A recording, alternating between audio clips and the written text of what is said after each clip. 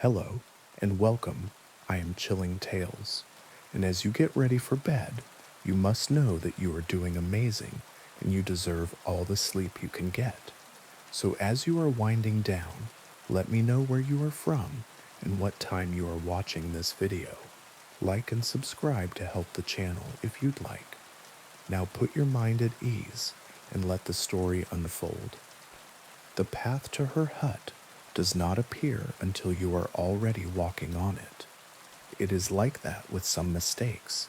You think you chose the road, but it chose you when you took your first hungry step. I went into the forest because my brother was dying, and the doctors had run out of ways to say no without using the word. I brought the things the old stories say to bring when you seek Baba Yaga: bread, salt, a ribbon, and a question with a price you are willing to pay. I wore boots that remembered other miles. I tied my hair back so the trees would have less to hold. The forest met me like a person who knows your family. It was not friendly. It was not cruel. It was interested. The birches stood like white ribs. The pines leaned into each other to whisper. A crow hopped from branch to branch above me, saying nothing, which is how crows are kind. I walked until the path appeared beneath my feet, like something burnt into the earth a long time ago. It wound toward a smell you can only call old. Smoke, iron, mushrooms, the crispness of winter that's waiting at the edge of summer. I knew I had arrived when the fence greeted me. It is polite to say the fence is made of bones. It is more accurate to say the fence is made of warnings. They glowed faintly as if they remembered the argument. Beyond the fence, the hut stood on its chicken legs, half asleep, one talon scratching idly at the earth. The door faced away from me because that is how doors are when you don't deserve them yet. I placed the bread on the ground and the salt on the bread.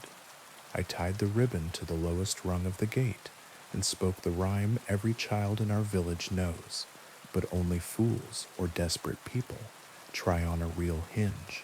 Fence, turn your teeth to the forest and your back to me, I said.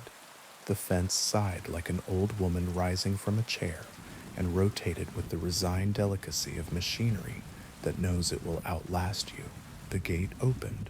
The hut's door angled an ear, listening. I took one step, then two, then stopped because stories say you must never go farther than the house wants you to. Baba Yaga, I called, voice steady the way you make it when your heart is trying to climb a ladder with no rungs. I have brought bread and salt. The door opened a crack. Heat washed out, along with the smell of something simmering that might have been soup and might have been a lesson. Bread and salt, said a voice that had taught generations to stand up straighter. And what else? A question, I said. The door opened wider. The hut bent down to make the step more manageable. Chicken legs can be considerate when well fed. Inside, the ceiling sloped low, as if to remind you to bow your head. Herbs hung in bunches like children holding hands. A stove breathed. In a chair carved from a log sat the old woman herself, small and huge, bony and plush, beautiful and terrible, the way winter looks from the right window. Speak it, she said, picking at her teeth with a finger bone that might once have belonged to a saint or a thief. My brother is dying, I said. He is young and kind, and his life has not had enough time to make its own mistakes yet. I want him to live.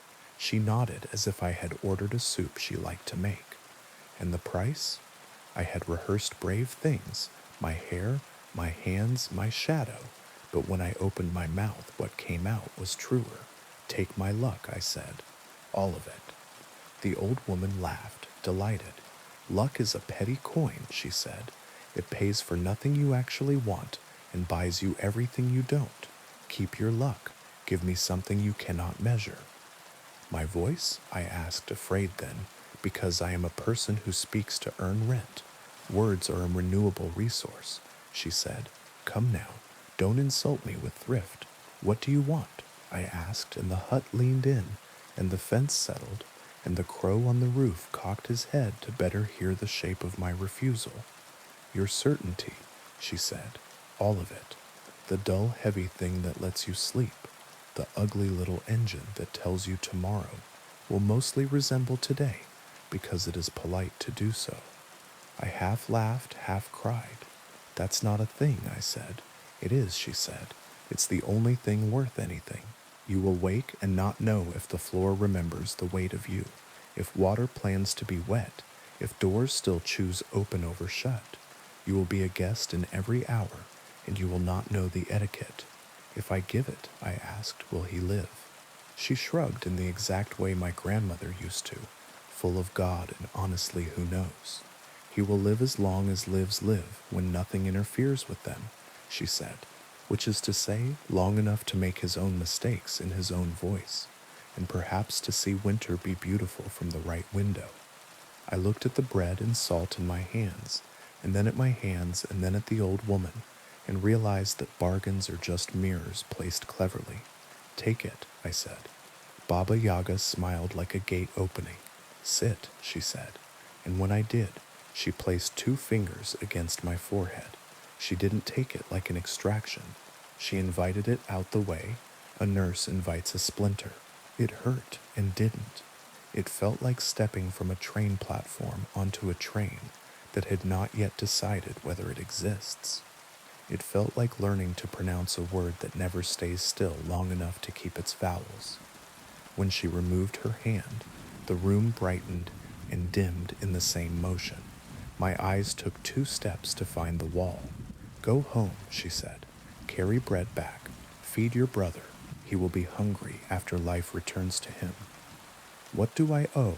I asked, because my mother raised me to write thank you notes. You already paid, she said, and the fondness in her voice was almost cruel. Now go before the hut decides to nap. Outside, the forest was less a place and more a suggestion. The path led me and did not. The fence rotated back to show its teeth to me, which is neighborly if you think about it. The crow flew ahead and then behind, and then sat on my shoulder briefly to remind me that I now belonged equally to before and after. I made it home by remembering and forgetting at the same time. The house was a question mark when I reached it. The door felt surprised to see me.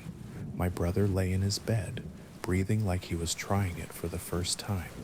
He woke at dusk, hungry as promised.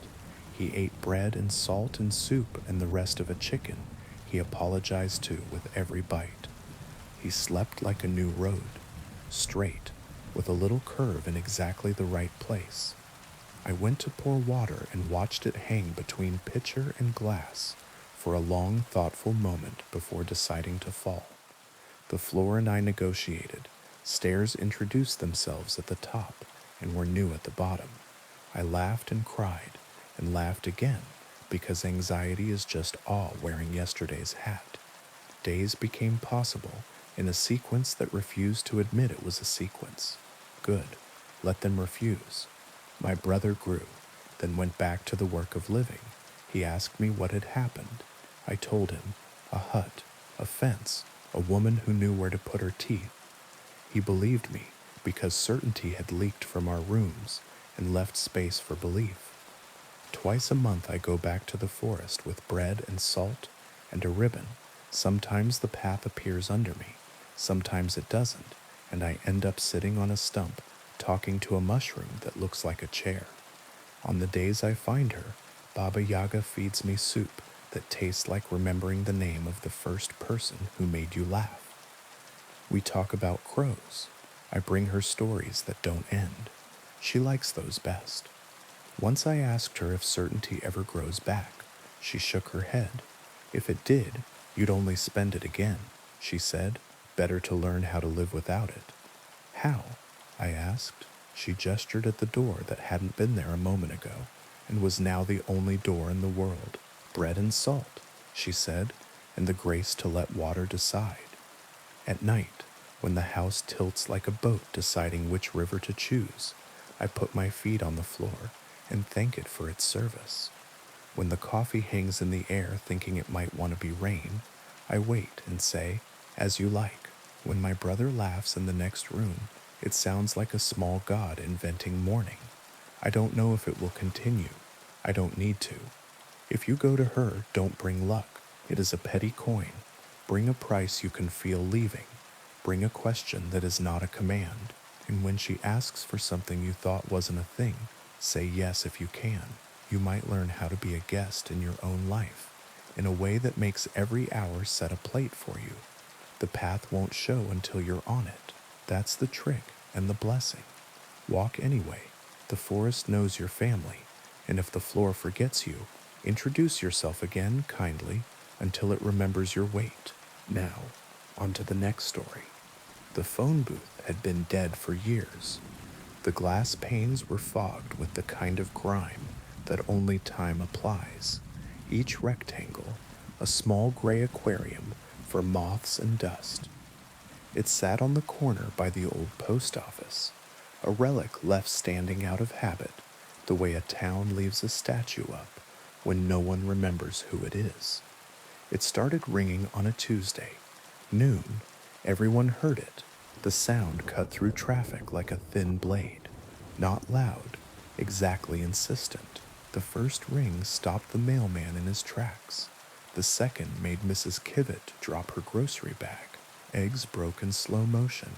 By the third, the whole block had turned to look at the booth that hadn't called anyone in a decade. No one moved to answer. It's amazing how quickly adults remember being children when a dare is implied. It stopped after 7 rings. It started again at dusk. 7, again at midnight. 7. The mayor called the phone company, and a man came with a tool belt and a shrug and declared that nothing was connected to anything. The cord inside the booth wasn't plugged into the ground. The wires in the street were bones. On the second day, a teenager answered, because teenagers are who we send to speak to the future. He pushed the folding door in, grimaced at the smell, and lifted the receiver with 2 fingers, the way you lift a dead thing that still might surprise you. Hello? He listened. His face went blank, then thoughtful, then frightened in the small way you can hide if you've practiced on mirrors. Yeah, he said after a long time. I remember. He hung up and walked home like rain had started, and he didn't want anyone to see him getting wet. No one could make him say who it was. Not his mother, not his friends, not the pastor who mistook curiosity for care. He changed his route to school to avoid the corner. On the third day, the booth rang at 7 minutes past 7 in the morning. Mr. Rosario, who has not been late to the hardware store in 30 years, stepped inside and picked up. Hola, he said cautiously. He listened. He said nothing else for a very long while. Tears rolled down his face into his mustache. He laughed once, the bad kind, the kind you make when you want to be polite to a pain that is visiting. When he hung up, he placed his forehead against the glass pane, as if it were a cool hand. It was my mother. He told no one, and everyone. She asked where I put her red scarf. She was always losing it. His mother has been dead since I was a child.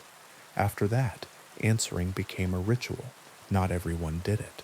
Some kept a wide berth, as if the booth were a stray dog that might bite. Others waited for the ring like church bells, hoping their name was in its mouth. It always rang 7 times, and if you weren't inside by the 6th, the door would stick on the 7th in a way that felt personal. It never called the same person twice. When it rang for me, the light was doing that late afternoon trick where it turns polite. I was walking home with a bag of flour and a lemon because pie is a spell you can cast on a house to make it remember happiness. The first ring reached into my chest and plucked the string that runs from childhood to the place where I store things I mean to forgive myself for someday. The second ring made me cross the street. By the third, I was at the door. By the fourth, I was inside, smelling the booth's old breath. I lifted the receiver on the 5th and said the thing you say when you don't know who you're about to be. Hello? A pause that wasn't silence. Air moving in a room I couldn't see. Hey kid, said my brother. He has been dead 5 years. The sound of his voice was a chair pushed back from a table, Footsteps in a hallway you know by heart. I sat without meaning to. The booth did not have a chair. I just found myself lower, knees aching pleasantly. Where are you? I asked because grief trains you to ask useless questions. He laughed the old way, a little higher on the tail, as if gladness were something you could temper. Wrong end of the line, he said, but the line is thin tonight. I closed my eyes. The lemon in my bag pressed a small sun into my thigh. What's it like? I asked because people do. Like taking off boots you wore too long, he said. Like remembering a name took too much effort, and now you don't need names. Like walking in a house without corners. I put my head against the glass, against the town, against the day trying to be ordinary. Why the phone? I asked. The living need doors, he said gently. We don't, but we remember how to knock. We talked the way people talk in kitchens at the ends of parties, when the good plates are stacked and the last song on the playlist has been replayed 3 times because no one wants to go home. He asked about our father's stubborn knee. I asked about the dog that carried his shoe for a week after the funeral. He apologized for the last fight over nothing. I apologized for not calling back the day before the accident, as if the day before any accident were a place you could live indefinitely if you bought the right map. How long? I asked when the booth's air changed. A subtle thing like weather rearranging its furniture. 7 minutes, he said. The line learns you, and then it forgets you. That's its kindness. What do you need? I asked because love likes errands. He thought, or seemed to. Perhaps he wanted to comfort me with the shape of thinking. Hide the red scarf, he said, and laughed when I made the confused sound he must have expected. Sorry, not yours. I'm borrowing someone's ending. He shifted, and I heard the sound of a chair in a room I will never see. Live where your kindness doesn't exhaust you, he said. Stop answering numbers you don't recognize unless you want to. Lock the door to the room that hurts and open it once a year with cake. I don't bake enough, I said. You're holding flour and a lemon, he said, and I could see him grin even with my eyes shut. You're doing fine. The line thinned. I felt it in the bones of the booth. I have to go, he said, and the words didn't wound. They just were. Answer for someone else if you can, he added. Sometimes the number's wrong. The click when he left the line was small and decent. The receiver was heavier when it held no one. I stepped out into a town that looked exactly the same, and wasn't. The mailman waved. The mayor pretended this wasn't happening. A child pressed both hands to the glass and left perfect prints. The booth rang for months. The stories braided themselves through the town's days. A widow spoke to a daughter who had never lived to turn 12. A gambler refused to pick up and then ran 4 blocks on the 7th ring and found the door stuck and wept in a way that made forgiveness feel like a thing the air could do. The pastor answered once and said nothing after, which is how I knew the call was for him and not for his congregation. One night it rang, and no one was near. The sound bounced off the post office, off the closed bakery, off the statue whose name we'd forgotten. I ran because pie crust can wait, and grief has never been patient. I pulled the door, lifted the receiver, and said hello to buy time. A woman spoke, a voice I didn't know. She said a name that wasn't mine, syllables soft as a lullaby. I told her she had the wrong number. She laughed like turning a page. No, she said, just the wrong hands. And then she asked, is he there? The boy with the blue jacket and the bad haircut? I looked up. Across the square, a kid in a blue jacket hovered, halfway between leaving and staying. He'd been circling the booth for days, waiting for the ring to forgive him for not being brave. I waved him in. He frowned, wary. It's for you, I mouthed. He came, shoulders hunched against a weather that wasn't weather, and I handed him the receiver, the way you hand a bride a bouquet, and hope she remembers what hands were for. He said, Mom, and folded up like paper. After that, I started going on the hour, not because I wanted another call. My brother's 7 minutes were sufficient for a lifetime, but because the booth had become for our town a hinge. We gathered near it the way people gather near fires they pretend are incidental. We kept a list, not of who had answered, but of who shouldn't have to do it alone. Teenagers, Mr. Rosario, the woman who sells shoes but never tries them on. When the phone company finally sent a crew to remove the booth, complaints from up the chain about liability and vandalism and the threat of rust, the mayor signed the order and then pretended he hadn't. The crew came with wrenches and a truck. The first man touched the door and stepped back with tears in his eyes. The second man made a call from his cell to no one and cried too. They left the booth standing. Paperwork got lost. Rust was patient. The town was more so. It rings less now. The line, I think, has learned our names the way old songs do and doesn't need to practice as much. When it does ring, someone answers. Sometimes it's for the air and not for the hand, and we hang up gently. Sometimes it's for the wrong person, and we pass the receiver until the voice on the other end sighs, relieved, and begins. If you hear it, don't be afraid of the glass or the grime or the way your reflection looks like someone you owe. Step inside, close the little door behind you. Say hello like you mean it, because you do. Don't ask too many questions. Let the voice choose the shape of the 7 minutes. When it's time to go, you'll hear it in the line and in your ribs. And when you hang up, go buy flour and a lemon. Bake a pie for the room that hurts. Lock it and visit once a year with cake and a fork. Answer if it rings for someone else and you're the one standing nearest. We keep each other's calls when we can. That, more than anything, is what makes a town. Now, on to the next story.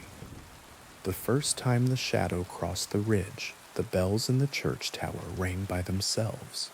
They didn't clang in panic. They rang politely, as if announcing a visitor. That's how the old people in our village talk about it, like a guest you set a plate for, even though you know he won't eat. Nobody remembers when the shadow began, only that it's older than the road and younger than the river. It is seasonal and not. It comes with storms and also in clear weather. It stains roofs and faces. It chooses a house each time, rests on it until the walls learn to listen, and then moves on. The year it chose ours, my mother boiled basil and hung sprigs over the door. My father chalked a circle around the lintel and said a prayer in a language he only used when he spoke to sleep. I sat on the steps with my chin in my palms and watched the ridge, waiting for the light to do the wrong thing. It did. The shadow didn't fall from a cloud. It rose from the tree line, as if the mountain were exhaling night in the middle of the day. It slid over fields and fences and chicken wire without touching any of them, and settled on our roof with such gentleness. You could almost love it for how carefully it handled what it intended to ruin. Inside, the rooms went quiet, not the good quiet, the kind that makes plates heavy. You'll go to Aunt Marla, my mother told me, tying a scarf under my chin, even though I wasn't cold. You'll sleep there until it passes. I want to stay, I said, because stubbornness felt like love, and I had not yet learned the difference. My father looked at the ceiling as if sound might drip through it. You can stay tonight, he said finally, if you promise not to answer. Answer what?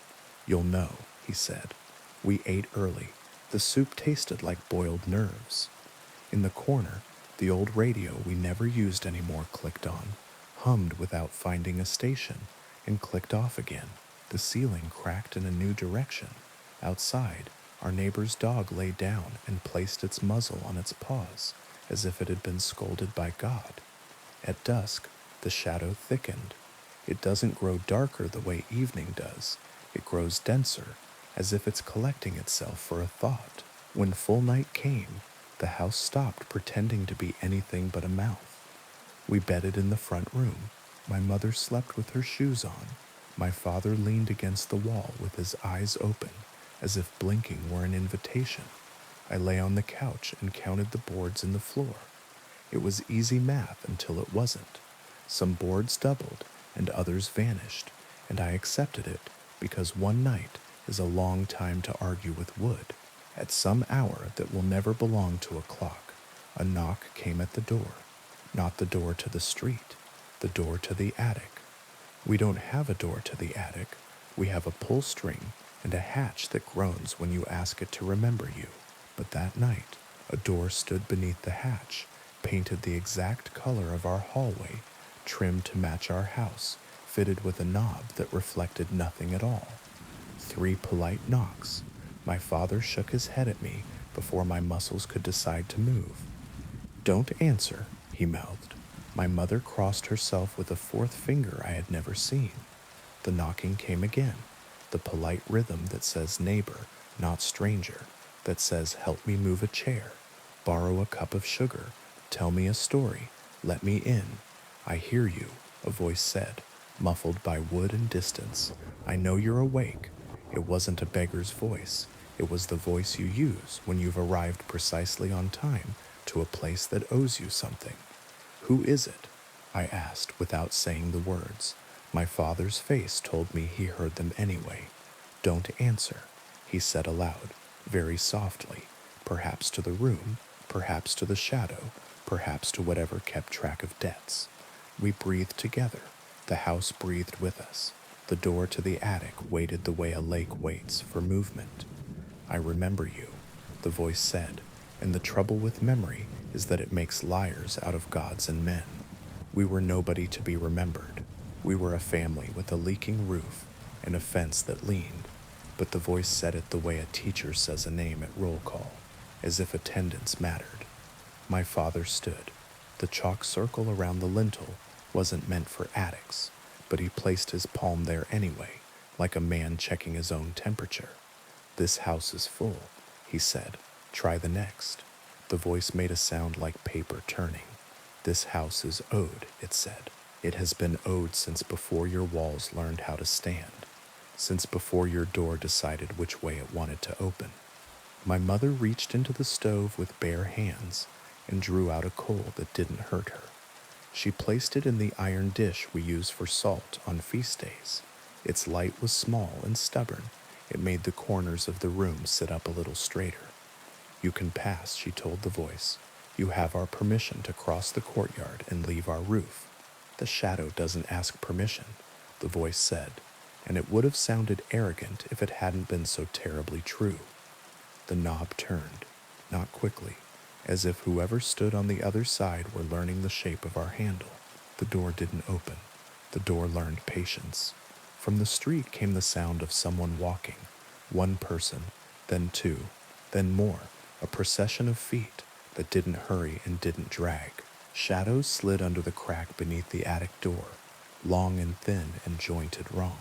They hesitated at the edge of the rug, as if the loom had laid a spell when it lifted its last weft. "Don't answer," my father repeated, closing his eyes as if that could close other things. "It will leave at dawn if you don't answer." "What if someone answered before?" I asked. "What if the shadow expects courtesy? Then the debt is kept," he said, "and we sit with it."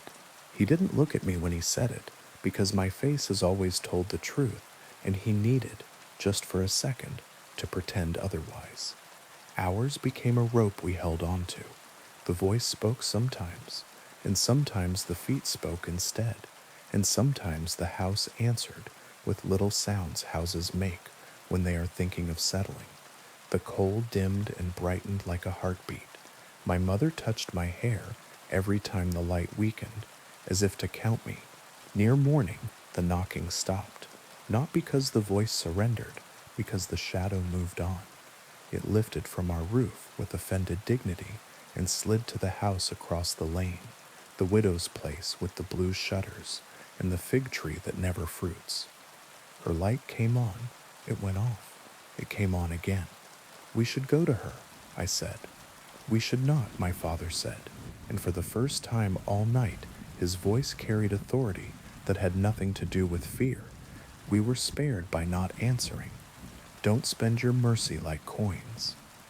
We slept in the day and woke sick with the particular guilt of people who survived at someone else's expense. The widow didn't open her windows for a week.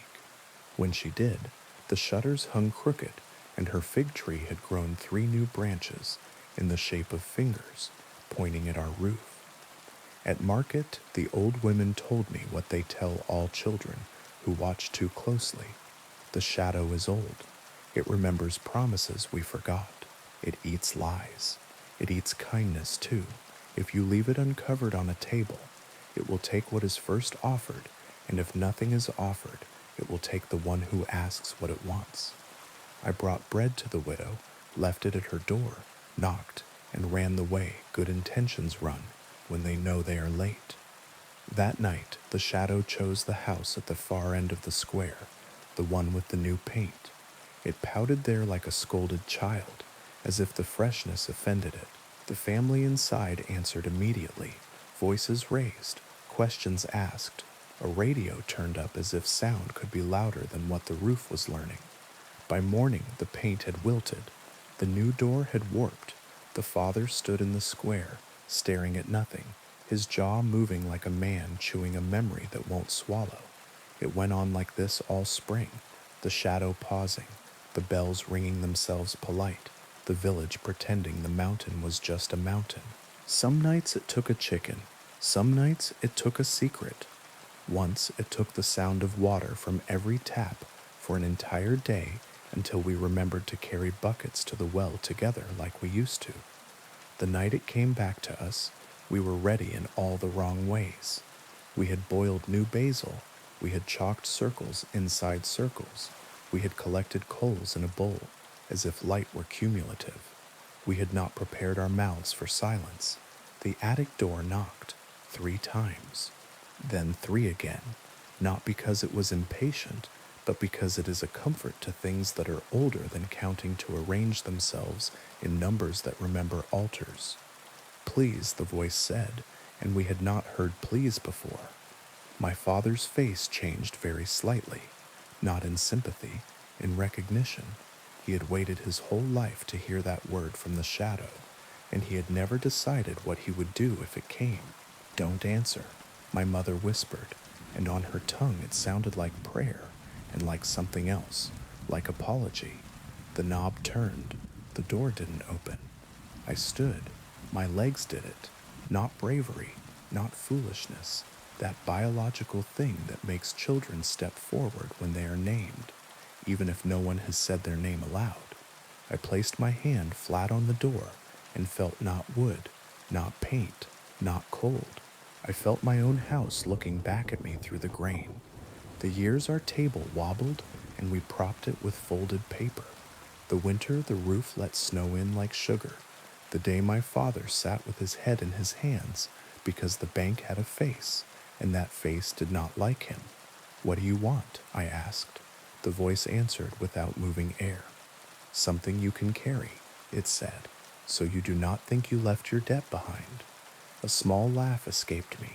It was ugly and human and broke the shape of the room.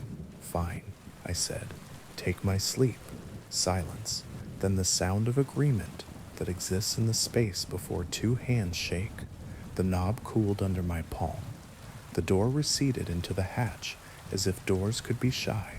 The coal went out without smoke. Foolish, my mother said. One word. Fond as a slap that keeps you from stepping into the road. Wise, my father said, and I heard all the night he'd sat with his eyes open, stored inside the syllable. The shadow left at dawn. It took my sleep with it. It did not take my dreams. It left those because dreams belong to whoever has to carry them, not to the thing that made them heavier. For weeks I forgot how to close my eyes, and when I remembered, my body treated it as a bad habit. I watched the roof tiles of our house collect moonlight. I watched the square empty and fill. I counted the neighbors' breaths through open windows and learned which ones falter and which ones hold. I went to the widow's door and found bread there, hers for me, and we stood on either side of the wood and said nothing, which is another way of answering. When summer came, The shadow moved up valley, the way weather does when it remembers where it's going. Babies were born. A cow died for reasons that had nothing to do with old debts and everything to do with the day being too hot. The river wrote its same letter across the stones and expected no reply. Sometimes late, I hear 3 polite knocks exactly where a door doesn't belong. I place my hand against the hatch and feel my house remember me. I tell it a small true thing I kept back during the spring, and the wood drinks it like water.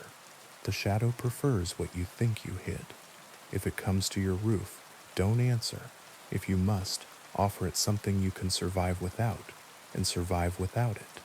And when the bells ring by themselves, set a plate for the guest even if he won't eat. There is a language older than bargains. It sounds like a family breathing together in the dark until the light has the courage to be mourning. For now, it is enough. Now, on to the next story. The first time I saw her, she stood at the bend in the road where the guardrail had a dent that matched my car's left fender. Not because I had hit it, I never have, but because after a while, you begin to recognize the shapes your life might make if you stopped paying attention. Her dress was white and wrong for the weather. The fog made lace of the headlights, and her hair lay flat against her skull in that soaked way that means the cold has decided the shape of you. I slowed. You always do, even after you promise yourself you won't. She didn't wave. The ones who wave want something you can give. Phones, rides, cigarettes. The ones who don't want something you don't own. I rolled the window down an inch. You okay? I asked, because there are things you say even when you know they are not the right questions. She stepped into the beam of light. Her face was very pale and very composed, the way the dead are in paintings where artists have mercy. There was a waterline darkening her dress at the hips, as if she had climbed out of a lake and left the lake behind out of politeness. Her eyes did not meet mine. They fixed on the passenger seat. "Can I sit?" she asked, not looking at me, and the grammar was so ordinary, I said yes before the rest of me could vote. The door opened without my hand. The smell of the river climbed into the car and chose a corner. She sat and buckled herself in with careful fingers. The belt lay wrong across her chest, as if it remembered another shape. "Where are you going?" I asked. "Home," she said. The road took us in. The fog swallowed the world beyond my high beams, leaving me a ribbon of brightness to follow and nothing else. We drove past the stretch where the water runs closest, and the sound of it becomes a second engine. She turned her head fractionally toward it, and then away, as if listening to a story that had been told to her too many times. "Did you come from there?" I asked, and regretted the question as soon as it left me. She folded her hands in her lap. They were not cold. They were the temperature of water that has decided to be a body for a while. "Everyone does," she said. We reached the old stone bridge. The county never tore it down because bridges are superstitions you don't want to test. The new road goes around, the old one crosses. I never choose the old one at night, but the fog pulled my hands left, and the car obeyed. Halfway across, she spoke in a voice you use when you remind someone to take a breath. "Don't stop." I didn't. The fog thickened into a wall, and then into a room, and then into a person.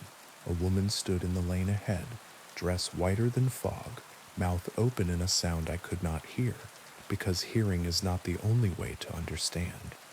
My passenger reached out and laid her hand lightly on my wrist. The car did not slow. The woman blurred, as if my headlights had learned mercy. We passed through the place where she stood, and the engine did not falter, and the fog behind us closed its mouth. At the far side of the bridge, the passenger exhaled for the first time. It sounded like a tide changing its mind. "Thank you," she said. "For what?" "For not stopping." "Where is home?" I asked. She smiled then, a small, exact thing you could put in your pocket and take out when you needed proof that kindness has weight. Anywhere away from the water, she said. For now. The houses returned in cautious clusters. Streetlights remembered themselves.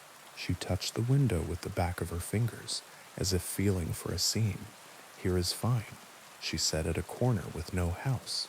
And I pulled over because it's easier than asking for reasons you won't understand. She unbuckled. The seat beside me grew lighter. Will I see you again? I asked before I could stop wanting the answer. She looked at the empty passenger seat and not at me. If you stop, she said, and then the door opened and closed, and nobody stood outside, and the smell of the river gathered itself up and left through the vents. I drove home the long way. I washed my face and did not look into the corners of the mirror. I slept badly and woke with my hands aching from gripping the wheel too long. The next night, I took the new road. The fog found me anyway. At the bend with the dent in the rail, she stood exactly where the light likes faces. I rolled my window down an inch, as if I could reduce the size of the question by being careful. Can I sit? She asked, eyes fixed on the passenger seat. I nodded. We drove. The old bridge waited. The fog made a door of itself. A woman stood inside the door. My passenger's hand found my wrist without looking. We didn't stop. On the far side, she said thank you, like a child practicing a word her mother taught her. How long will you ride with me? I asked. Until you forget, she said. Forget what? That the road is not a river. We passed the corner where she had vanished the night before. Here, she said again, and her smile was the same exact shape as yesterday's. She left. I drove on. The smell of the river stayed longer this time, like a friend who has decided to be rude because leaving is hard. On the third night, I told myself I would take the highway. I told myself I would shut my eyes to the bend, and the bridge, and the fog, and the shape of a woman standing where the world narrows. I told myself many things. The car did what it wanted. At the bend, no one stood. I felt relief like thirst. At the bridge, the fog leaned in. A woman waited in the lane, dress a white that contains all the other colors. I gripped the wheel and did not slow because I had learned a rule, and rules save lives until they don't. Then I saw her, not on the bridge, but reflected in my windshield, like a ceiling fan you only notice when it stops. My passenger sat beside me, hand on my wrist, eyes on the road. Only she wasn't there. The seat was empty. The belt lay unused. Her hand weighed my wrist and did not. Don't stop, she said from nowhere you could name. I didn't. We crossed. On the far side, the word thank you arrived in the car and landed in the seat like a coin. The fog thinned. The houses returned. At the corner with no house, the door opened and closed for no one at all. On the fourth night, the river came to my street. The asphalt smelled of old water. The drains muttered to themselves. I stood at my window and watched the reflection of a white dress move across the glass where the room behind me should be. It didn't look at me. It looked at the passenger seat. I don't take the bridge anymore. I don't take the new road either. Some nights I don't take roads at all. I walk until the city runs out of places to be, and then I stand very still and try to remember the weight of a hand that may have been mine. If you are driving late and the fog makes doors where there should be air, and a woman asks to sit without looking at you, say yes. Keep the window cracked just enough to let manners in. And when the lane ahead narrows into a room with a mouth, don't stop. Not for the first figure, not for the second, not even for the version of you that stands in the road and begs you to open your own door. Some passengers you carry until you forget. Some roads are rivers when you aren't looking. Some nights kindness is the only bridge that holds. And if she asks where home is, say anywhere away from the water. For now, story 6. They called it the Swallowing Lake. Not in brochures, not in any official way. On maps it had a colonial name that sat on it like a borrowed coat. But the locals called it what it did, the way you name a dog after its worst habit. The lake ate, not quickly, not with violence, with patience. A canoe would slip from its tie and drift toward the center, and then not be a canoe anymore by morning. A buoy would slide a foot down its rope each day until the rope had no slack left, and then somehow found more. The dock had teeth marks in it if you went out at dawn and dared to look closely. Little semicircles chewed into the wet wood where the water had lifted itself and tested what the world was made of. We rented the cabin because it was cheap and because grief makes bad bargains. My brother said the quiet would help. I said quiet is a mirror and we're not ready to see ourselves yet. We went anyway because you go toward water when you don't know what else to do. The first night, the lake knocked politely at the shore. The sound was almost words. We ignored it, the way you ignore a neighbor who wants to talk about weather. You can see yourself. In the morning, our footprints from the night before had softened. By noon, they were gone. The beach smoothed into a blank page. My brother said wind.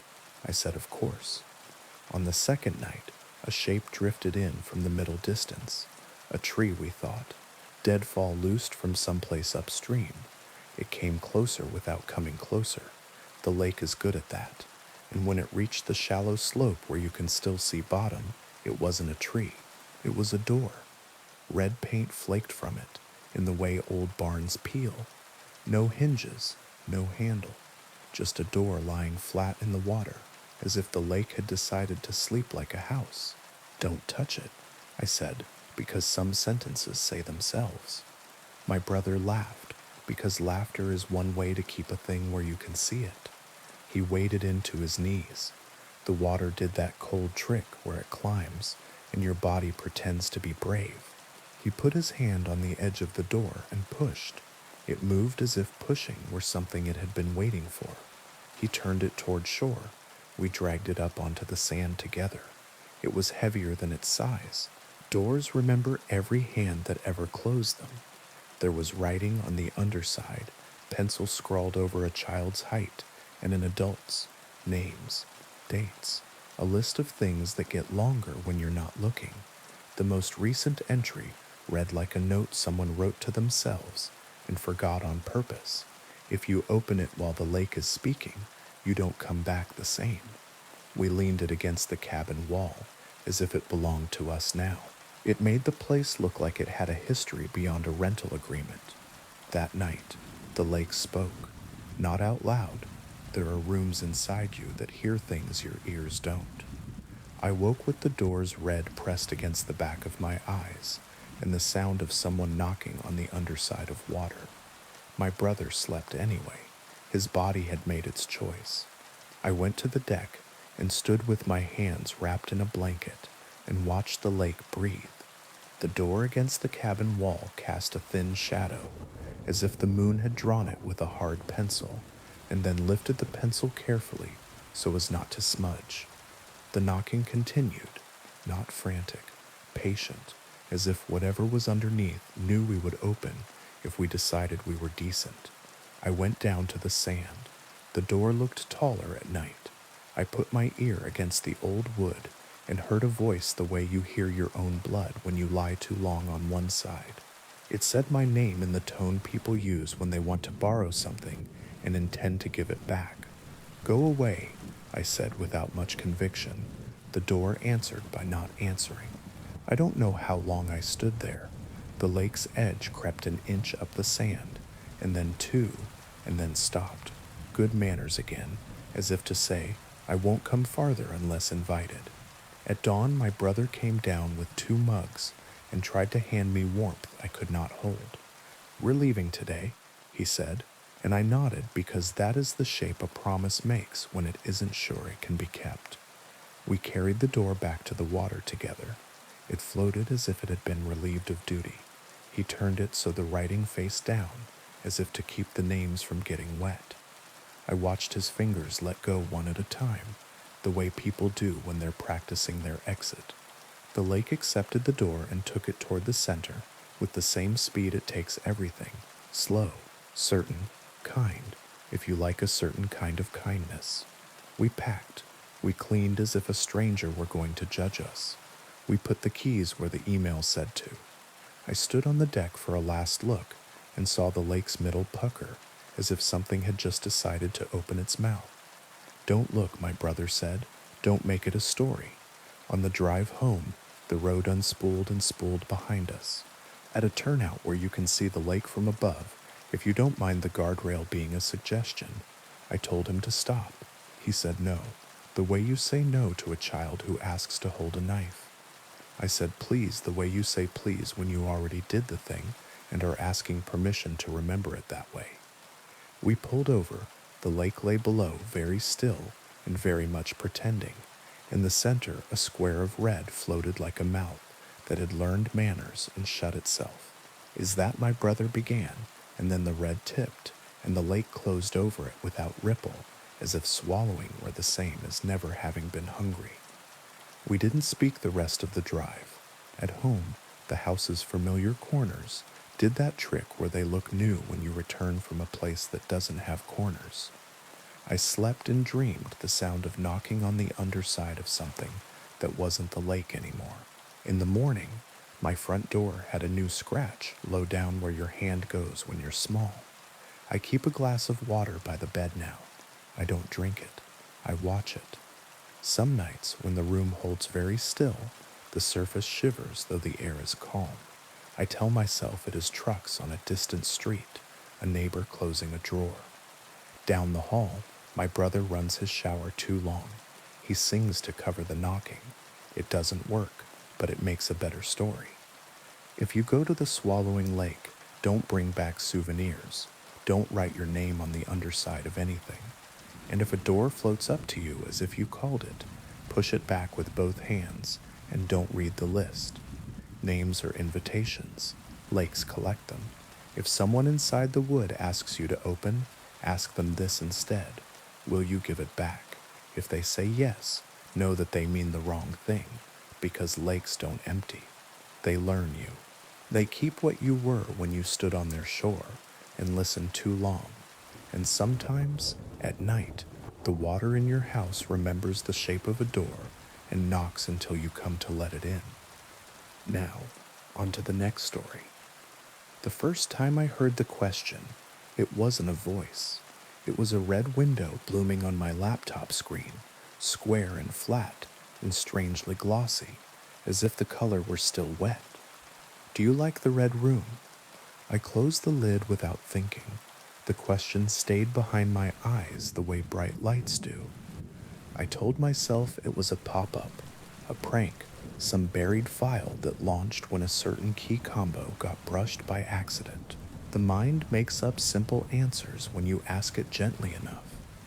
That night, the apartment held still. I brushed my teeth with the bathroom door ajar and told myself I wasn't listening for anything. The mirror flickered. "Only the cheap light," I said, and the water ran red for the briefest second before clearing. I went to bed. I slept. In the morning, the laptop woke to the lock screen as usual. No red window, no question. Work slid over the hours. I answered emails, paced my calls, pretended the stale coffee was a choice. By evening, I was almost myself again. I queued a video, let it play while I cooked something simple, and when the steam fogged the kitchen window, a square of red appeared in the glass, crisp and perfect, floating behind my reflection. "Do you like the red room?" The words weren't written, they were implied. The edges of the red making the letters by not being there, like a stencil on the inside of my own sight. I turned, but there was only the oven door, the clock, the sink. The window looked out on the alley. Nobody stood there. No glow from any other building painted that color across the glass. I wiped it with a towel. The square smeared, then bled, then was gone, leaving my reflection pale and thinner than it should have been, as if the red had taken weight with it when it left. I didn't tell anyone. How do you describe a question that asks itself? The third time, it arrived as a whisper in a quiet that didn't feel like mine. I had stayed late at the office to avoid the apartment, and the way the hall lights clicked too long before the bulbs caught. The building emptied. The elevators began their after-hours sighing. I was writing something I didn't care about when the screen blushed red from the center out. like a drop of dye finding the shape of water. The question typed itself in a font I don't own. Do you like the red room? My cursor blinked helplessly. The red window didn't block my work. It sat inside it, as if my document were the one trespassing. I moved the mouse and watched it stutter, sluggish, as if the air had thickened. Then, in the corner of the red, a small black dot appeared and grew and cleared into a camera lens. I saw myself as if from across a room. The camera on my laptop was off. The tiny green LED slept. But there I was, faintly delayed, hands hovering above the keyboard, breath shallow. Behind me, the office stretched out in parallel lines, desks, chairs, tall windows that became mirrors at night. In the reflection of the farthest window, a square of red hung where no screen should be. Do you like the red room? No, I typed. I don't. The words dissolved into the red like sugar vanishing in tea. The camera view pulsed once, twice, then slowed until the image froze. My own frozen face looked back at me with a little skepticism, as if I had said the wrong thing. When the red finally receded, it did so by degrees, as if a hand were pulling it away from inside the glass. I shut down. I went home. I left the laptop on the kitchen table, like an animal asleep in the sun, and lay on the couch with every light on. The hallway bulb outside buzzed in a way that made the silence inside feel crowded. Past midnight, my phone buzzed against my hip, unknown number. I let it go to voicemail because the unknown is easier if you give it a box. The notification popped up. I pressed play, telling myself if it was a scammer, I'd be angry. Anger is a railing you can hold in the dark, static. Then a small, curious voice, close to the microphone in the way that means the room behind it is very large. Do you like the red room? I hung up. The phone rang again immediately. Same number. I pressed decline. It rang again. I turned it off and set it face down. From the kitchen table, the laptop chimed the sound it makes when someone starts a video call. The lid was closed. The chime happened again and again. I stood very still and waited for my breathing to match the room. No, I said aloud, though nobody had asked. I don't like it. The apartment swallowed the word like a mouth that doesn't intend to chew. When sleep came, it did so sideways, like a car sliding into a space too small. I woke to a knock, 3 precise taps at the door, as if whoever stood there had been taught manners a very long time ago, and nothing else. The peephole showed me a slice of hallway, the opposite wall, the exit sign bleeding its red into the dim. No one stood outside. Still, the air held the shape of a presence that had recently left and might be waiting only for me to stop looking. In the morning, my laptop lid had shifted a fraction, as if a careful hand had considered lifting it and stopped out of politeness. The screen woke on its own when I passed. The red window blossomed without preamble. Do you like the red room? I nodded. I don't know why. Maybe acquiescence buys time. Maybe saying yes to a question does not mean yes to the consequences. I nodded and said, very quietly, yes. This time, the red did not recede. It deepened, a color you could step into if you forgot yourself for a moment. Words scrolled up from the bottom of the square, the way credits roll, white on red, names of rooms written as if rooms could be titled like songs. The waiting room, the listening room, the room where you learn not to turn around. Each title had a small thumbnail, just a darker shade in a different corner, so that if you stood back, the whole looked like a tiled wall, 100 doors pretending to be a single one. The cursor slid without my hand. It hovered over the red room. Not a title, a destination. When it clicked, the sound it made was not electronic. It sounded like a fingernail against wood. The camera view opened again. Whatever lens looked back at me sat farther away now, as if the room had backed up and taken the walls with it.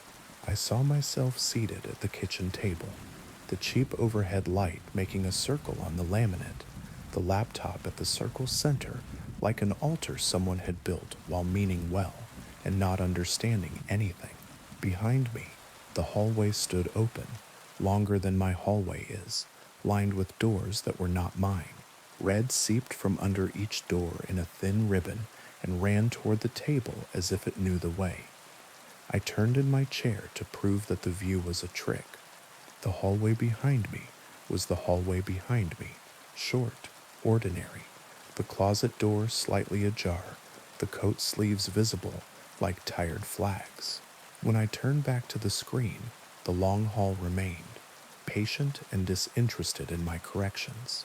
A door opened somewhere I could not place, not in the apartment. I know the sound of my own doors. This sound was older. It contained the weight of paint over paint, of secrets dried into the grain.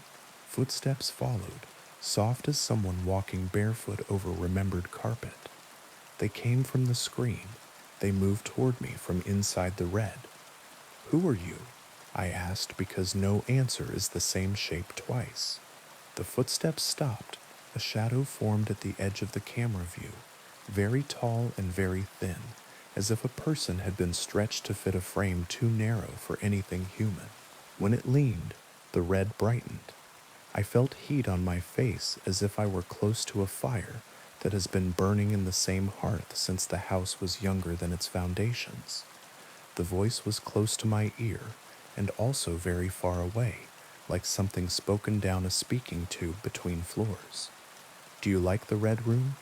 "Yes," I said, because the truth was irrelevant, and manners mattered to whatever this was, and because the word yes keeps you moving in a conversation that wants you to stop. The red unfolded.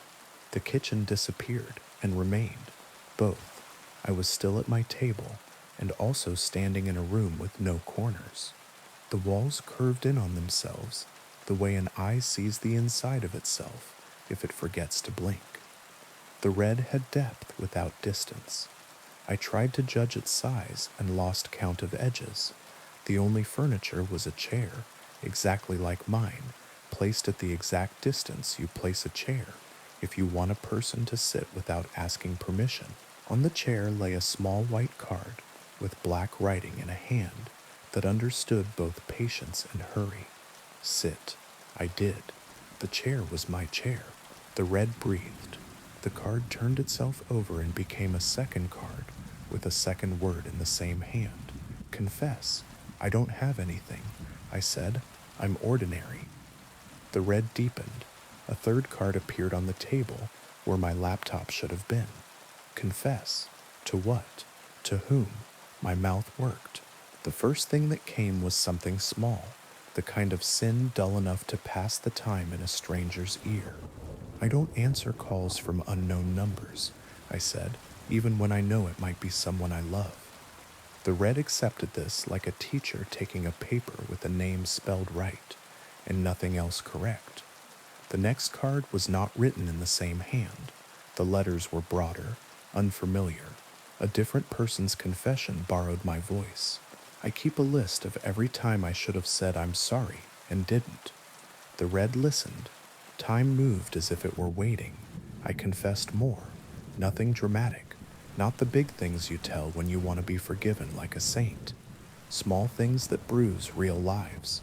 I forgot my father's birthday because I didn't want to think about the year he had.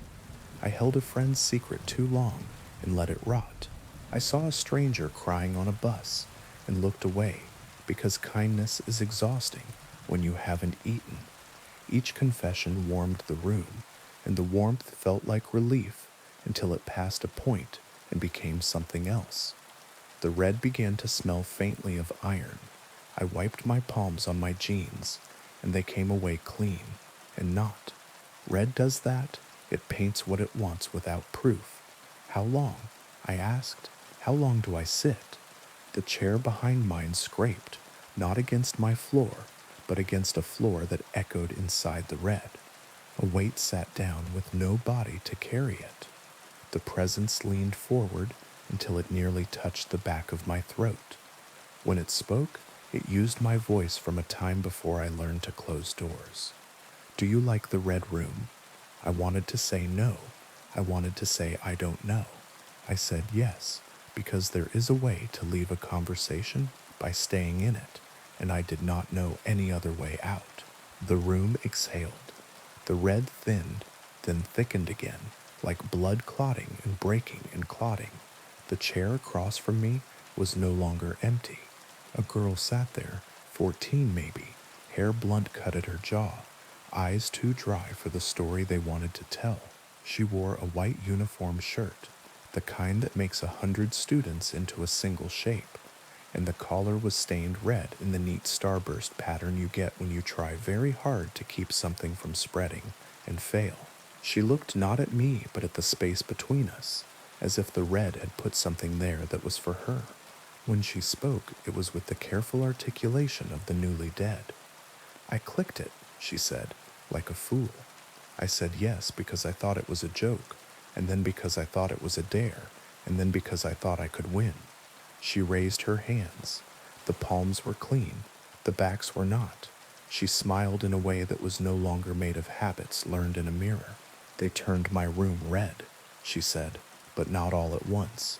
First the corners, then the threshold, then the inside of me. I breathed too shallowly and saw small white sparks at the edges of my sight. Who turned it? She tilted her head as if I had mispronounced the only word that mattered. The room did, she said. It likes to be liked. Behind her, the red gathered itself like a muscle. A door appeared where there had not been a door, or perhaps had always been a door if you knew how to see doors that are not for you. Someone stood in the doorway, tall, long coat that had once been black if red did not exist. A hand held the door, the way a hand holds a promise it intends to keep, whether you asked for it or not. The face did not belong to any person, not because it was monstrous, but because it was perfectly polite, the sort of face that never gets noticed until it never forgets you. Don't turn around, the girl said, and her voice sharpened for the first time. Listen to me. Do not turn around. If you look, it likes you more. The presence behind my chair leaned closer, as if I had invited it by acknowledging it. The smell of iron strengthened.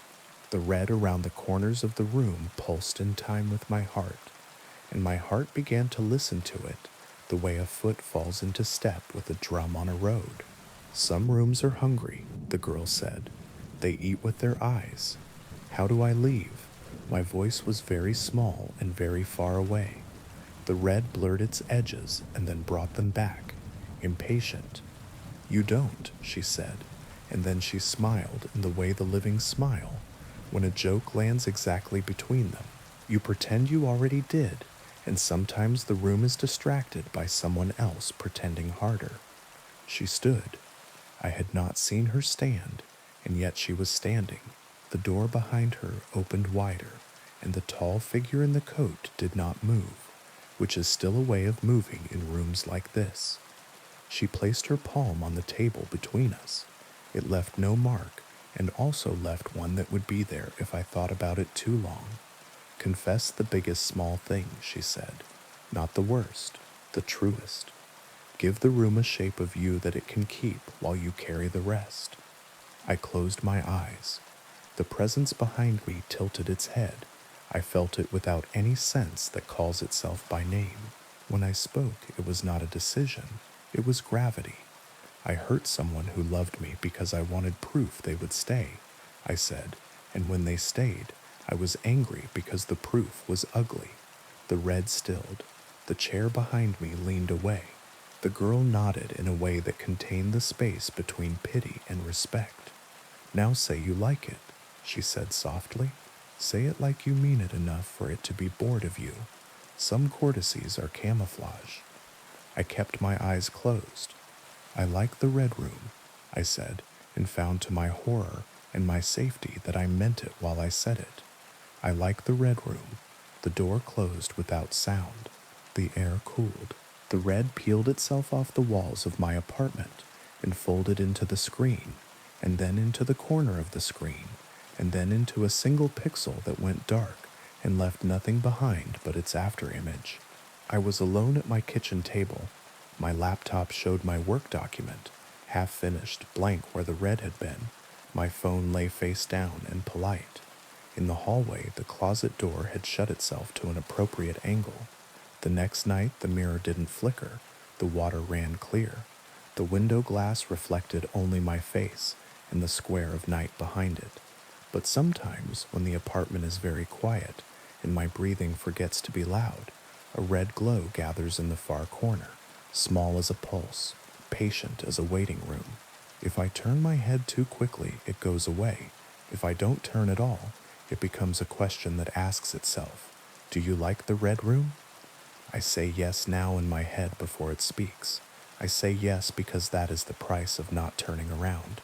Because some rooms are doorways, and some doorways are mouths, and some mouths are kind. If you feed them table scraps you never meant to eat. On good nights, the red stays a dot. On bad ones, it becomes a square, and the square becomes a window, and I sit very still and confess small true things until the room is too full of me to notice I have not given it all. And I don't turn. I do not turn. I let the politeness behind me lean and never learn the back of my eyes. And in the morning, when the light is ordinary again, I brush my teeth with the door open and count the corners of my rooms, 1, 2, 3, 4, and try not to think about the fifth one that waits when the lamps are off. Do I like the red room?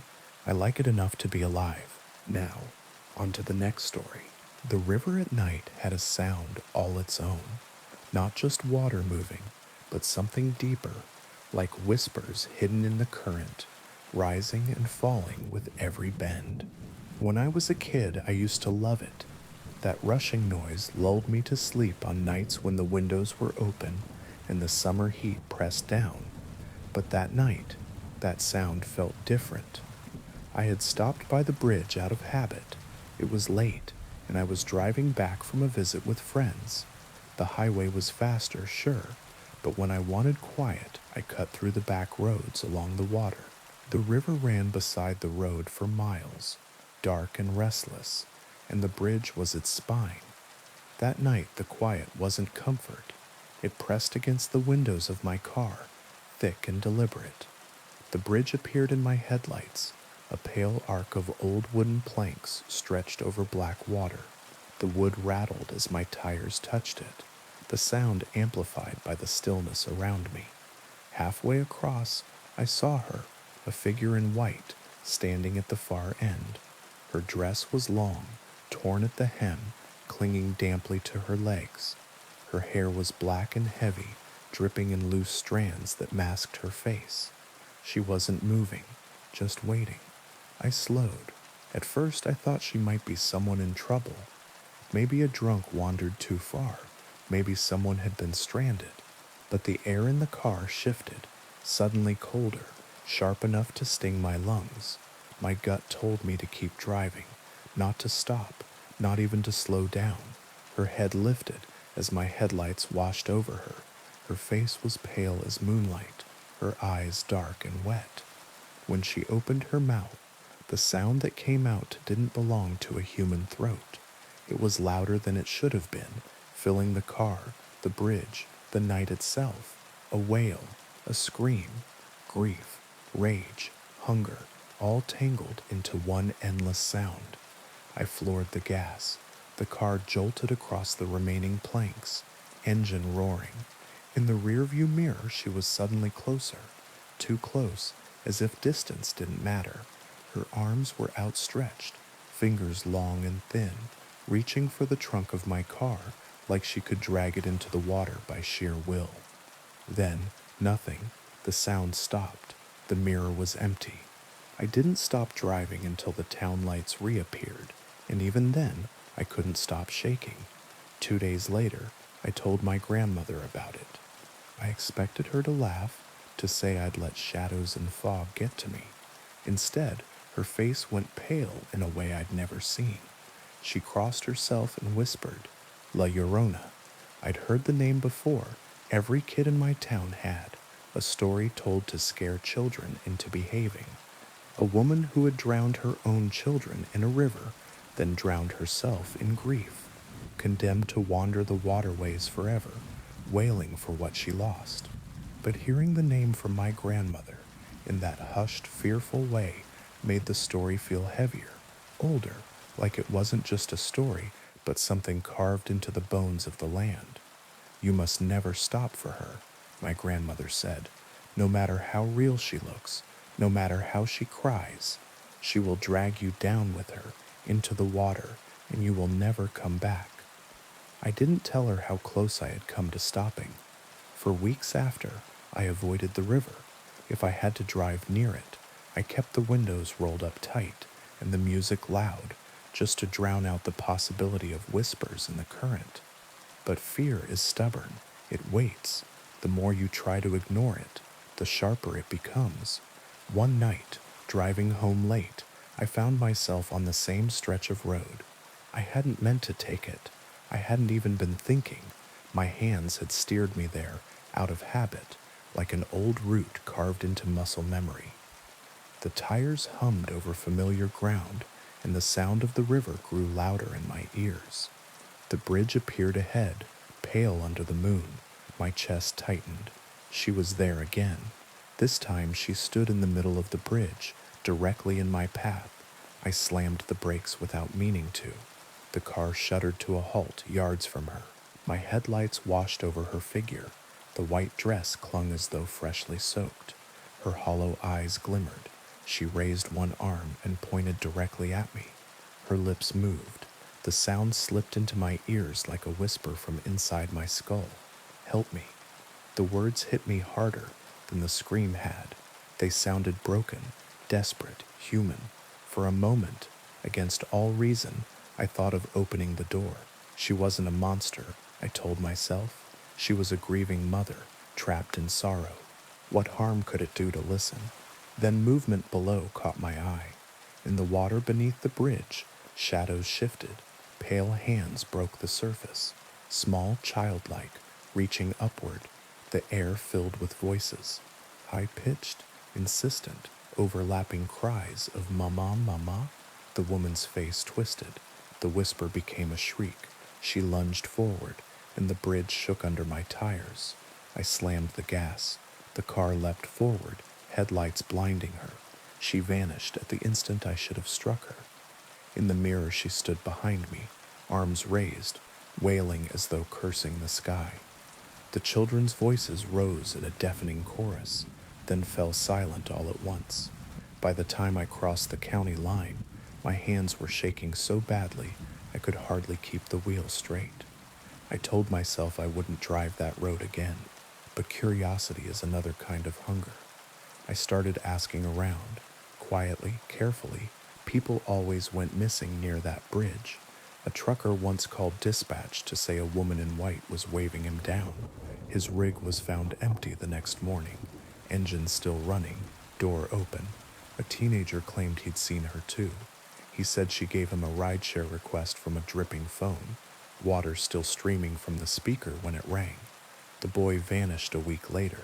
The locals, especially the older ones, never cross after dark. They avoid the river, avoid the bridge. If you press them, they'll tell you the same thing my grandmother did. La Llorona searches. She searches forever, and if she finds you, she never lets go. For months I stayed away. I moved apartments just to be farther from the water. I told myself it was over, but it wasn't. The first time I heard her away from the river, I thought I was dreaming. I woke in the night to the faint rush of water. Not pipes, not appliances. A river, close and insistent, and beneath it, a woman's voice, sobbing just beyond the walls.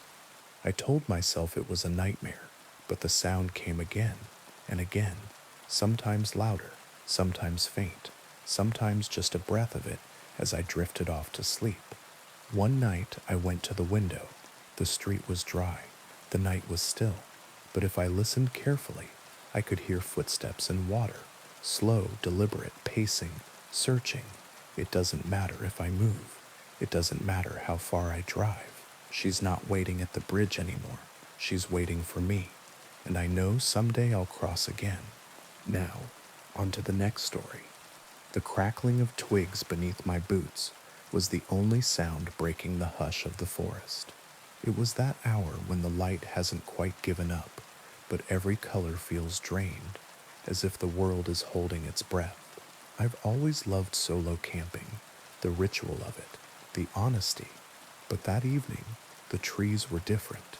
They leaned in, their dark fingers reached and tangled overhead, and what little sky remained seemed far away, the way a ceiling feels when you're feverish.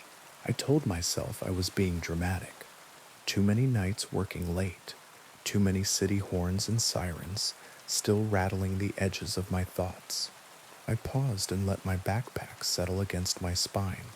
One more mile, maybe two, and I'd find a clearing, a small fire, tea, silence that didn't feel like it was listening. Beautiful evening for a hike, isn't it? I hadn't heard him approach. A man stood half a dozen paces off the trail, tall and lean, the kind of lean that comes from using your body more than feeding it. His coat was canvas, sun-faded and neatly patched. His face was weathered in the way of people who stand in real weather for real reasons. Everything about him felt ordinary, except his eyes. They were bright, sharp, and endlessly curious, as if I was a puzzle with only one piece missing. "Yeah," I said, steadying my breath, just trying to find a spot before dark. "You're in luck," he said, with the kind of cheer that felt rehearsed. "There's a perfect clearing just up ahead. You won't find a better one before night takes the trail. Come on, it's not far." Every instinct I had put its hands on my shoulders and leaned backward. I almost said I preferred to camp alone, that I had a map, that I was fine. But sunset was stealing the path one shadow at a time, and I was tired. I nodded and fell into step beside him. He knew the woods. He pointed to a thistle under an alder leaf and called it by a name I didn't know. He tapped a cluster of stones and said there had been a stream here once, years ago, before a storm rearranged the hillside. He knew where birds nested and what the wind meant when it ran cold. His knowledge should have comforted me. It almost did. "What brings you out here alone?" he asked, glancing back with that mild, affable smile. "City gets loud." "Sometimes," I said. "Needed the quiet." He nodded thoughtfully. "Quiet is honest out here.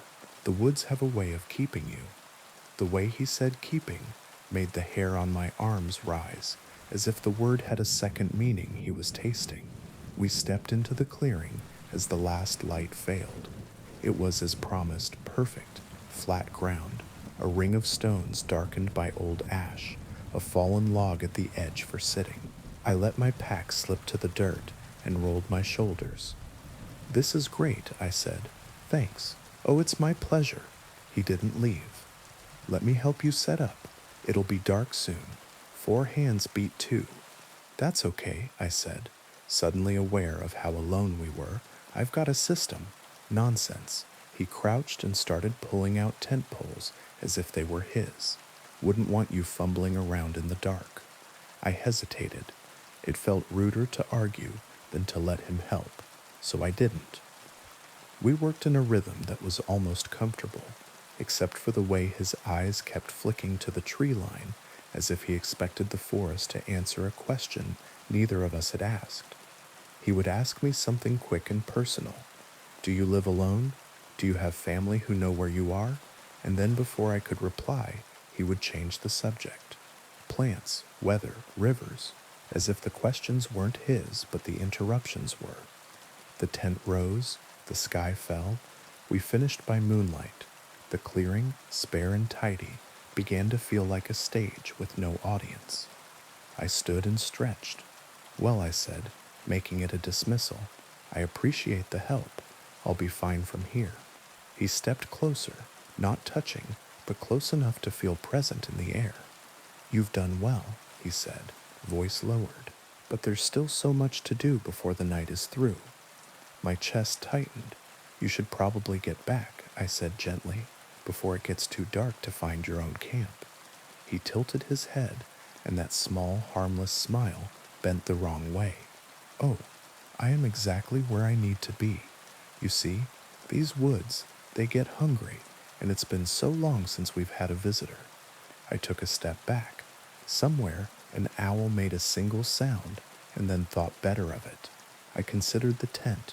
My phone was inside, along with the illusion of safety, and he saw me consider it. He positioned himself without seeming to, just enough to place his body between me and the zippered flap. "Let's not be rash," he said, hands raised in a friendly gesture that only made my heart beat harder. "The night is young. We have so much to discuss." "I don't want trouble," I said. "We can go our separate ways." "But trouble already found you," he said softly. "It was waiting the moment you stepped off the road and onto the old path. Did you not feel it? The way the branches leaned in to listen? The way the quiet thickened in your throat? You've been on the wrong trail since you chose it." I turned to run. He moved faster than he looked capable of, catching my wrist with a grip that was dry and strong as a root. I stumbled, the ground coming up too quickly, the smell of old leaves in my mouth. "Please," I said, airless with panic. "I won't tell anyone. I'll go back tonight." "The forest chose you," he murmured, and something in his voice uncoiled from very far away. "And now you will keep it fed."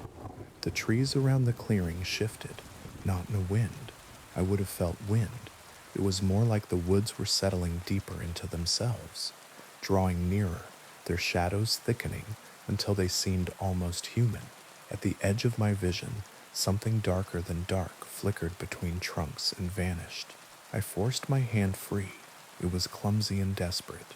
My fingers closed around a broken branch, heavier than it looked, and I swung. The sound surprised me. Wood on bone, a dry knock. He reeled back, not in pain, but with the baffled expression of someone unaccustomed to being interrupted. It was enough. I ran. Branches whipped my face. The trail disappeared. There was only forward, then left, then anywhere that wasn't where I had been. Behind me, the man's voice rose and fell, never quite shouting, always near enough to hear. The trees overlapped, the ground tilted and slid in ways that didn't match how hills should behave. I ran until my breath became a knife and then farther. When I finally stopped, it was because my legs decided without me. I leaned against a trunk and tried to swallow my heartbeat. The moon had climbed, and its light lay shattered on the leaves.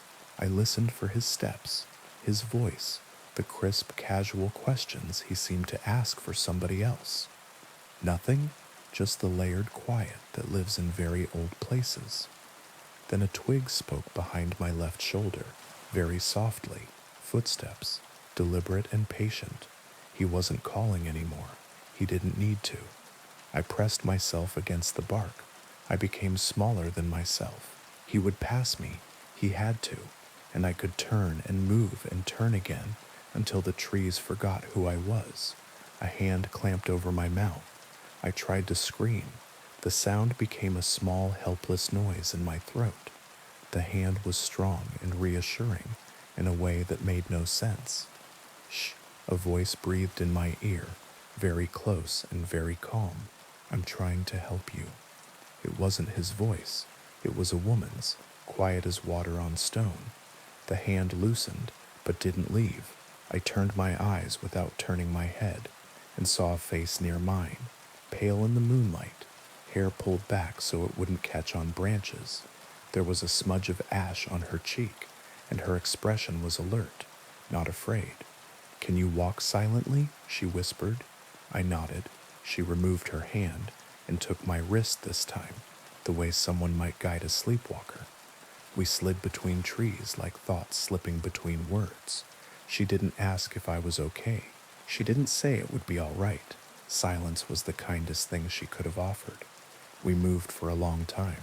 The woods opened and closed. Once she stopped and crouched, palm pressed to the earth as if listening. She changed direction without explaining why, and I followed because explanation was a luxury and trust was oxygen. At last the trees parted in a thin oval, a clearing no wider than a small room. Symbols had been cut into the bark of the surrounding trunks, clean and careful, the grooves dark like old writing. In the center stood a stone broad and flat as a table, its surface carved with meandering lines that caught the moon and held it. "What is this place?" I whispered, because whispering felt required, as if the clearing had rules even words had to obey. "The heart," she said, "and the tether."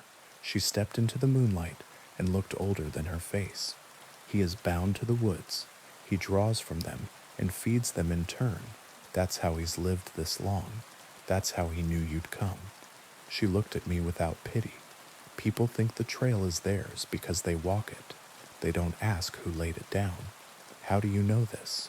I asked. Her mouth tightened, not quite a smile. "Because I tried to leave once." A sound reached us, soft, like breath over a bottle's mouth. He was moving somewhere just beyond the carved trees. The woman put her fingers on my arm, not to comfort, but to steady us both. "The bond works both ways," she said. "Break the stone, break his shape, for a time anyway.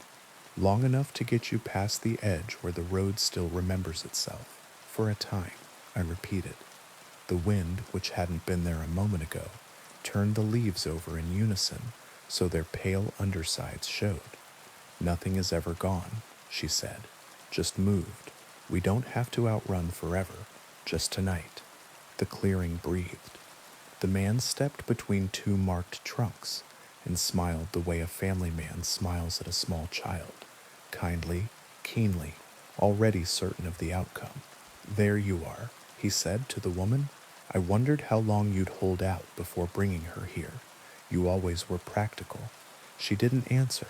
She moved to stand between him and the stone, and in the moonlight I saw that what I'd taken for bracelets on her wrists were thin, silvered scars. "The old lines are wearing thin," he went on, conversational in a way that felt obscene. "We haven't had a proper guest in months." I was beginning to think the trail had forgotten its manners. "She isn't yours," the woman said. He laughed softly. "If she stands here, she is already ours." He stepped forward. She stepped with him. Their bodies met like opposing currents. No flourish, no stalling, just sudden strength against strength that looked wrong coming from such ordinary frames. He was stronger. It showed in the small ways, the way her feet slid a fraction, and his didn't, the way his smile did not change. But she knew how to counter what he was, how to angle elbows and hips to spoil leverage. They struggled without sound. "Don't let him touch the stone," she said without looking at me. I moved, not quickly and not bravely, just inevitably, because some moments choose you. A shard of rock lay at the base of the flat stone, where a corner had once broken. I picked it up and felt it bite my palm. The markings swam under the moon, lines overlapping lines in a language that had never been meant for mouths. The man saw me. Something shifted in his face, like surprise learning the shape of anger. He shoved the woman hard enough to send her to one knee and lunged, his hand outstretched toward the center of the carved lines. I brought the rock down with everything I had. The sound that came up out of the ground was not from any throat. The trees bowed without wind. The markings flared and darkened, and then seemed to detach from the stone entirely, rising into the air like smoke before tearing themselves into shreds that vanished as they fell. The man convulsed, not like a person in pain, but like a shape remembering it had never truly been a person to begin with. He reached for me and didn't reach. He was near and also very far away. His smile at last left his face. What replaced it was older and endlessly empty, and looking at it felt like standing on a cliff with no bottom beneath you. "Run," the woman said, already pulling me, already upright, as if she had rehearsed this ending for years. Now, the earth cracked in narrow, puzzling ways that swallowed nothing and opened nowhere. The forest's scream became something like silence again, then a roar, then silence. We ran, falling and catching, dodging branches I barely saw, stepping where she stepped because that was the only place the ground would agree to be ground. And then the trees ended. There was a ditch, then the stubborn geometry of a road. Its paint faded to the color of old teeth. A car's headlights carved the dark in half and squealed to a stop because two figures had appeared out of nowhere with wild eyes and leaf-slashed hands. We tumbled into the back seat before the driver could decide to be afraid. The woman said in a dress I didn't recognize in a voice that allowed no argument, and the car obeyed. I turned to the window as if it were the last page of a book, and I wanted to read the final sentence twice. The forest had gone very still. A pale, unnatural mist unrolled from between the trees and spread across the ditch like a blanket someone was pulling up to someone's chin. For an instant, only that I saw a taller darkness inside the mist, the outline of a man unthreading itself, and I thought I heard him whisper my name as if he were trying to remember how it ended. We didn't speak until we were 2 towns away. The driver kept looking at us in the mirror and choosing, each time, not to ask. The woman's breathing gentled. Mine followed. By the time the car stopped, the horizon was beginning to pale in the east, and the wind smelled faintly of rain. She got out first and stood with the door open, waiting for me to follow. We stood together in the quiet of a street that had not yet decided to wake. "Will he?" I began. "Not tonight," she said, "and if you're careful, not soon."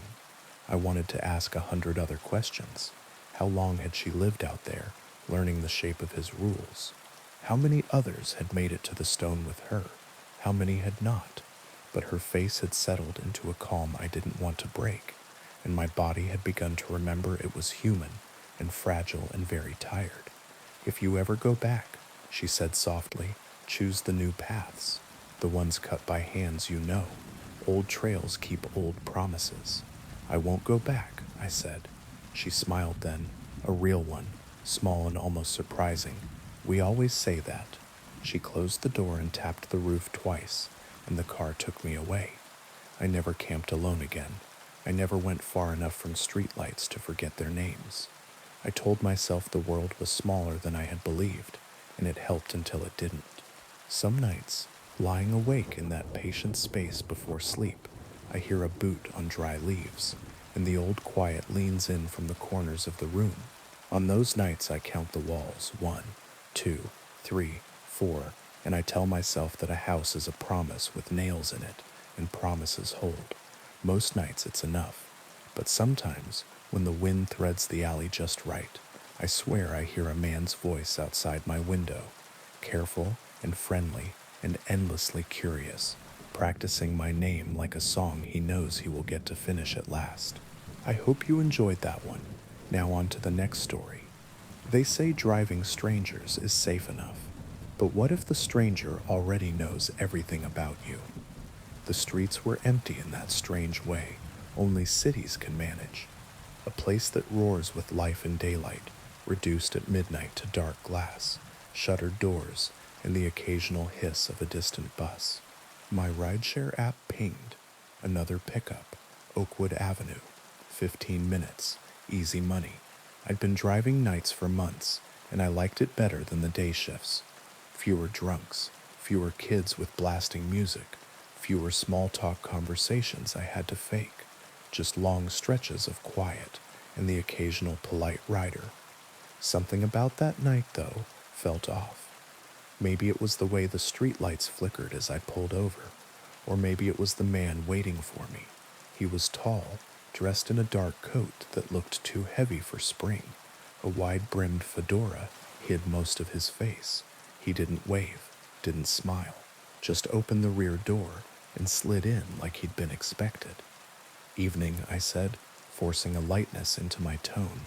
"Oakwood Avenue, right?" He nodded once. His eyes caught mine in the rearview mirror, cold, measuring, like he was making notes I couldn't see. I pulled away from the curb, the car filled with silence, thicker than most rides. Normally I'd try small talk, but something about him told me not to. The tires hummed, the city unspooled in shades of gray. "You drive at night often?" he asked finally. His voice was low, gravelly, touched with an accent I couldn't place. "Yeah, few nights a week. Helps pay the bills," I said, keeping my eyes on the road. "Must meet all sorts of interesting people." Sometimes, I said, mostly just folks trying to get home.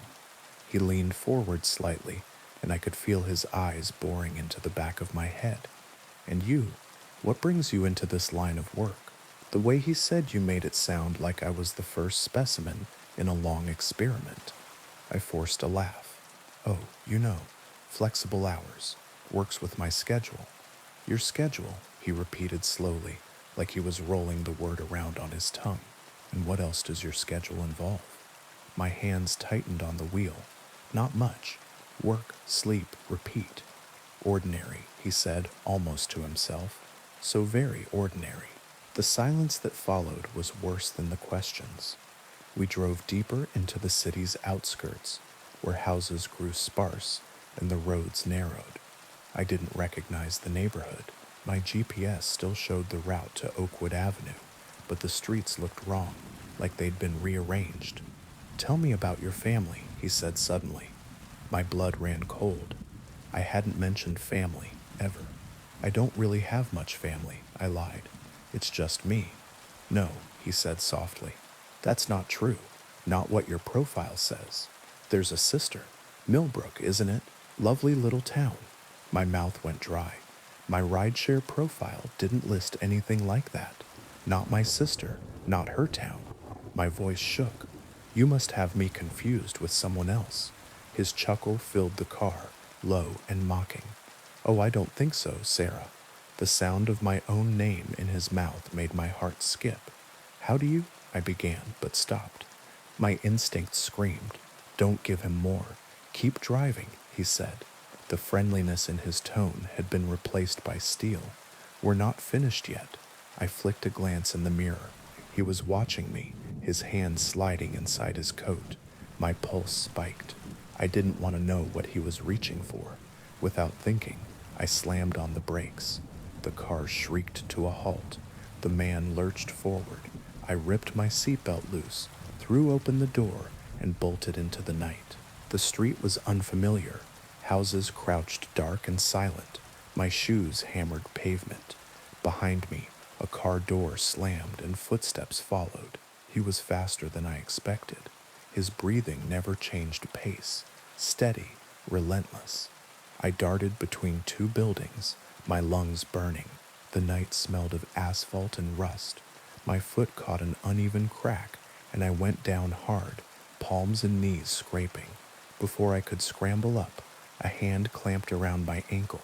I kicked wildly, screaming, but his grip was iron. He dragged me back with terrifying ease. In the pale light, his face loomed above me for the first time. His grin was manic, his eyes bright with a predator's glee. Now, he said, mock gentle. Running already? We were having such a lovely conversation. I twisted, desperate. What do you want from me? He tilted his head, studying me like a puzzle. I want to play a game. From his coat, he pulled a knife. Long, curved. It caught the moonlight. My stomach dropped. It's simple, he said, crouching beside me. I ask questions. You answer truthfully. For every lie. He let the knife gleam closer to my skin. There are consequences. What if I refuse? I whispered.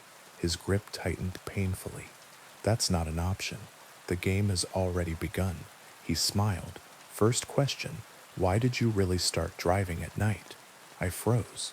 The truth was embarrassing, vulnerable, but lying felt worse. I was avoiding someone, I admitted. An ex, he wouldn't leave me alone. I thought working nights would make it harder for him to find me. The man's smile widened. Honesty suits you. Next question, what's your greatest fear? My breath shook. Being helpless, I whispered, losing control of my own life. His eyes glinted. Interesting. And right now, how in control do you feel? Tears stung my eyes. Why are you doing this? Who are you? He leaned closer, his knife tracing the air above my arm. I know everything about you, Sarah. Your hopes, your fears, even your little secrets you thought no one saw. And what I want, he smiled a smile that belonged in no human mouth, is to see if you're worth keeping. My heart thundered. I had seconds, maybe. His questions weren't a game. They were a ritual. The The way his voice lingered on words, the way the knife gleamed, the way the night felt heavier with every truth. He was feeding something, drawing it out of me. But if he needed me alive to keep playing, then maybe, just maybe, I had a chance. When he leaned closer, I jerked my knee upward, slamming it into his chest. He staggered, grip loosening just enough. I shoved him back and scrambled to my feet, sprinting into the dark. This time I didn't look back. I ran blind until the houses thickened again, until a main road opened in front of me. Headlights cut through the dark. I stumbled into the street, waving frantically. A car screeched to a halt, horn blaring. I threw myself against the door, gasping, begging. The driver's face was a blur of confusion and alarm. Behind me, the street stretched empty. The man was gone. The police never found him. My app showed no record of that ride. No pickup, no destination. As if the passenger had never existed. I deleted the app that night and never drove again. But sometimes when I walk home late, I hear footsteps behind me. Slow, steady, measured. And when I glance over my shoulder, I catch the flash of a fedora brim in the corner of my vision. Gone before I can be sure. If you ever drive alone at night, remember this. Not every passenger is a stranger. Some are already waiting for you. Now, on to the next story. The highway ended 5 miles ago, but the road didn't. On the map, it stops at the county line, like a sentence clipped mid-word. Out here, it just keeps going. A pale ribbon you can mistake for a river if you're tired. And I was so tired the lines in the asphalt shivered when I blinked. The radio had gone to static, and then to a low hiss, as if the car itself were breathing. I rolled the window a crack to let the night in. It came quietly, the way a cat decides a lap is a country it can govern. I wasn't supposed to be here. The GPS lost me an hour back and never admitted it. Continue straight, it told me, and then forgot what straight meant. The last sign I'd passed had a word I didn't recognize, and a distance that shifted when I looked too long. I told myself it was a prank. People steal signs all the time, swap them, repaint them, turn the arrows for fun. Except no one does that this far from a town, and if they had, the sign would have looked handled. This one looked new, as if something had decided it should exist, and the metal obeyed. The road narrowed, then widened a little, then did that trick where it feels like it tilts even when you know it doesn't. The headlights ate what was ahead and spat it behind, and I stared into the part between, like it might confess something if I held its gaze. It didn't. The night kept its privacy. When the girl stepped into the beams, I braked so hard the seatbelt bit. She was young, 20 maybe, a denim jacket over a white dress, bare legs goose-pimpled from the kind of cold that finds the bones first. Her hair hung dark and heavy, as if she'd just come from water. She didn't wave. Hitchhikers wave. People who need help reach. She simply stood there, one hand by her side, the other slightly raised, not to flag me down, but to keep her balance against something I couldn't see. I rolled forward until I was even with her, window down just enough to make it a question. "You okay?" I asked because I am a person who tries to deserve the stories I tell about myself. Her eyes lifted slowly, not because she was weak, but because the night is a weight and she had been carrying it a while. "Can I sit?" she asked, calm, like asking for a glass of water. I unlocked the door. She got in and buckled up with careful fingers. The belt lay wrong across her chest for a second, and then remembered how to be a belt. "Where to?" I asked. "Home," she said, the way small children say the word when they mean not a place but an ending. "Where is home?" I asked. "Just keep going," she said. "You'll feel it." Some people talk to fill spaces. She talked like she was building them. The car took the road like a hand taking a pulse.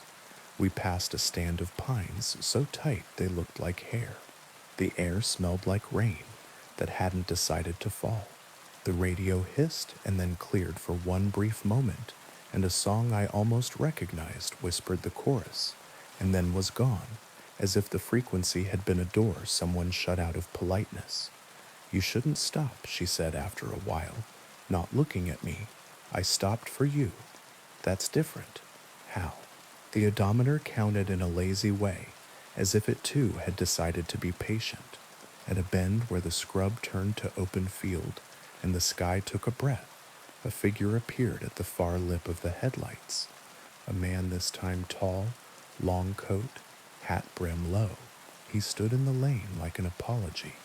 I eased the wheel to give him room and the car obeyed, but my hands didn't move much. The road had its own ideas. The headlights stroked the man's sleeves. The coat didn't throw a shadow. He didn't look at us, but I knew if he had, his eyes would have been pale and animal and old. "Don't stop," the girl said, voice glass smooth. "I won't," I said, and the car slipped by. In the mirror, he was closer than made sense, then gone, then only the suggestion of someone who had once known how to stand still. "How far?" I asked, keeping my voice level because calm is a spell. "Farther than you want, not as far as it seems. Are you hurt?" "Not that way." "Do you have a phone?" My own had one bar of a network with a name I'd never seen, a little symbol that looked like a key. She touched the pocket of the denim jacket. "He took it," she said, "or the road did. They share." "Who's he?" "The first one," she said, "or the last." She turned her face toward the glass. The window reflected us as if we were a picture in a stranger's house. "He stands where the road decides to be a bridge." "There's a bridge?" Relief brightened my voice. "Bridges are proofs. If there's a bridge, there are banks. If there are banks, there's a map." She shook her head. "It's not that kind." We passed a farmhouse with a porch light burning. The bulb hummed with moths. A woman stood at the screen door, holding a baby, and both looked like they were made of fog. The house moved away without tech or magic, just the ordinary disappearance of things you don't stop for. I kept my hands soft on the wheel. "Will you tell me your name?" I asked. She considered, then said, "It's different out here." She reached for the dash and stopped before she touched it. "You can call me Mara," she said, which was either true or right enough. When the road began to climb, the map in my head insisted there was no rise this side of the river. The car didn't care. The engine's note changed, deepened, settled into work. The sky thinned to a lighter black, as if soon it would admit stars. "Do you remember the first time?" I asked, because asking questions is how you keep from becoming the answer. She nodded. "He asked if I needed a lift." Her mouth made a smile that didn't reach her eyes, not because she was lying, but because remembering takes energy. "He said he was lost." I said, "Me too." "He said his name was whatever I needed it to be." She tucked hair behind her ear, an ordinary gesture that made the car feel less caustic. I got in. "Did he hurt you?" "He was very kind," she said. "He didn't put his hand on my knee. He didn't ask me where I was coming from. He didn't make me listen to his music. That's not an answer." Her fingers tightened on the seam of the seat. "Kindness is a tool," she said softly. "You can make anything with it if you don't mind what it builds." "Did you get out?" I asked. "The door opened," she said. "I stepped onto the same road I'd stepped from, only it wasn't the same because now it knew me." Wind pressed its cheek against the car. The speedometer sat steady, needle at 53, the number you pick if you're pretending not to hurry. Dust rose under the tires and settled as if reconsidering. "How long have you been riding?" I asked. She tilted her head, listening to something beyond my hearing. "Since the county changed its name," she said. "Since the river lost its syllables. Since the first sign painter forgot how to spell home." "You look 20. Some roads are merciful that way," she said. "They keep you the shape you were when you made the wrong choice. It helps them tell the story right next time." We fell into a silence that wasn't empty. The car's interior made small sounds, the whir of a vent, the tick of a cooling thing that shouldn't be cooling yet, the thin creak in the steering column I had been telling myself to get checked. The night outside offered insects and small private choruses. Somewhere far off, a coyote set its name to the field, and the field did not disagree. We topped the rise, and the road became a long straight line, as clean as an oath. In the very center, a shape lay across both lanes like a gift you didn't order. I slowed, habit refusing to yield to instruction. "Don't stop," Mara said, sharper now. "What is it?" "Someone's reason," she said. "It will be very convincing." I rolled closer. Bags? A tarp? No. 4 cardboard boxes stacked, each one labeled in thick black marker. Photos, kitchen, books, misc, the kind of boxes you carry when you leave the place your body learned how to sleep. They were taped shut, tidy, not crushed. To the right, a lamp lay on its side, shade dented. To the left, a framed picture faced the stars. I recognized the frame. I had one exactly like it, and mine held a photo of someone who had left and hadn't taken their face with them. The boxes were exactly the kind a person can't drive past. I pressed the brake again. Not hard, a breath. "Don't," Mara whispered, and a second voice, very far away and very close, whispered with her, the voice that lives behind your ear and knows the size of all your nearly. I passed. The boxes slid under the grill and then were not there, and the mirror showed only road and a lamp that wasn't, and stars that were not ready to be stars yet. My hands shook. I wasn't proud. I was alive in a way that tastes like metal. "What happens if you stop?" I asked. "You get out," she said. "You carry the boxes to the shoulder. You pick up the frame and wipe the glass with your sleeve. You tell yourself you'll be quick. And then, you are," she said, "and also you never are again." The road bent gently left and then made a right that wasn't on any map. I followed. On the far side, a sign with bullet holes spelled out a town's name and then changed it while I looked. The same 7 letters rearranged themselves into other places I'd lived, other streets I'd left behind. I drove through them all in an instant and felt my stomach lurch like falling off a curb. "You swear wasn't there before?" "Home?" I asked. "Closer," she said, and somehow her voice made the word farther. We passed a little chapel with a bell that rang once even though no one stood within. The sound didn't fade. It folded. We passed a service station where the price on the sign made no sense in any century. We passed a diner with a neon sign that said EAT and EAT until reading it became a hunger. "Are there others?" I asked because the car felt bigger than 2. She nodded. "Some right ahead, some behind. Sometimes we see each other and sometimes we don't. That's part of the courtesy. The man in the coat, he waits at the middle," she said. "There's always a middle, even on a road that never ends."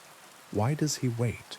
"To remind you that you are very polite," she said, "and that doors are reasons and reasons are doors." "How do I get off?" I asked. The question a stone, finally remembering it, is heavy. She didn't answer right away. The road presented another test. A deer in the lane, looking straight at us, eyes 2 coins in a fountain. I did not brake. The animal didn't move. At the last second, its body telescoped into distance, like a magician's trick, and we passed through the ghost of a decision I might have made. "Most people don't," she said finally. "They find loops that resemble exits. They turn when the road nods, and they end where the road wants. They call it home because sometimes it is." "And you?" I asked. "Have you ever gotten off?" She smiled without humor. "Once. It felt like stepping out of a moving story. The ground was so sure of itself," I cried. "Houses had corners that stayed where you put them. People had names that didn't blur.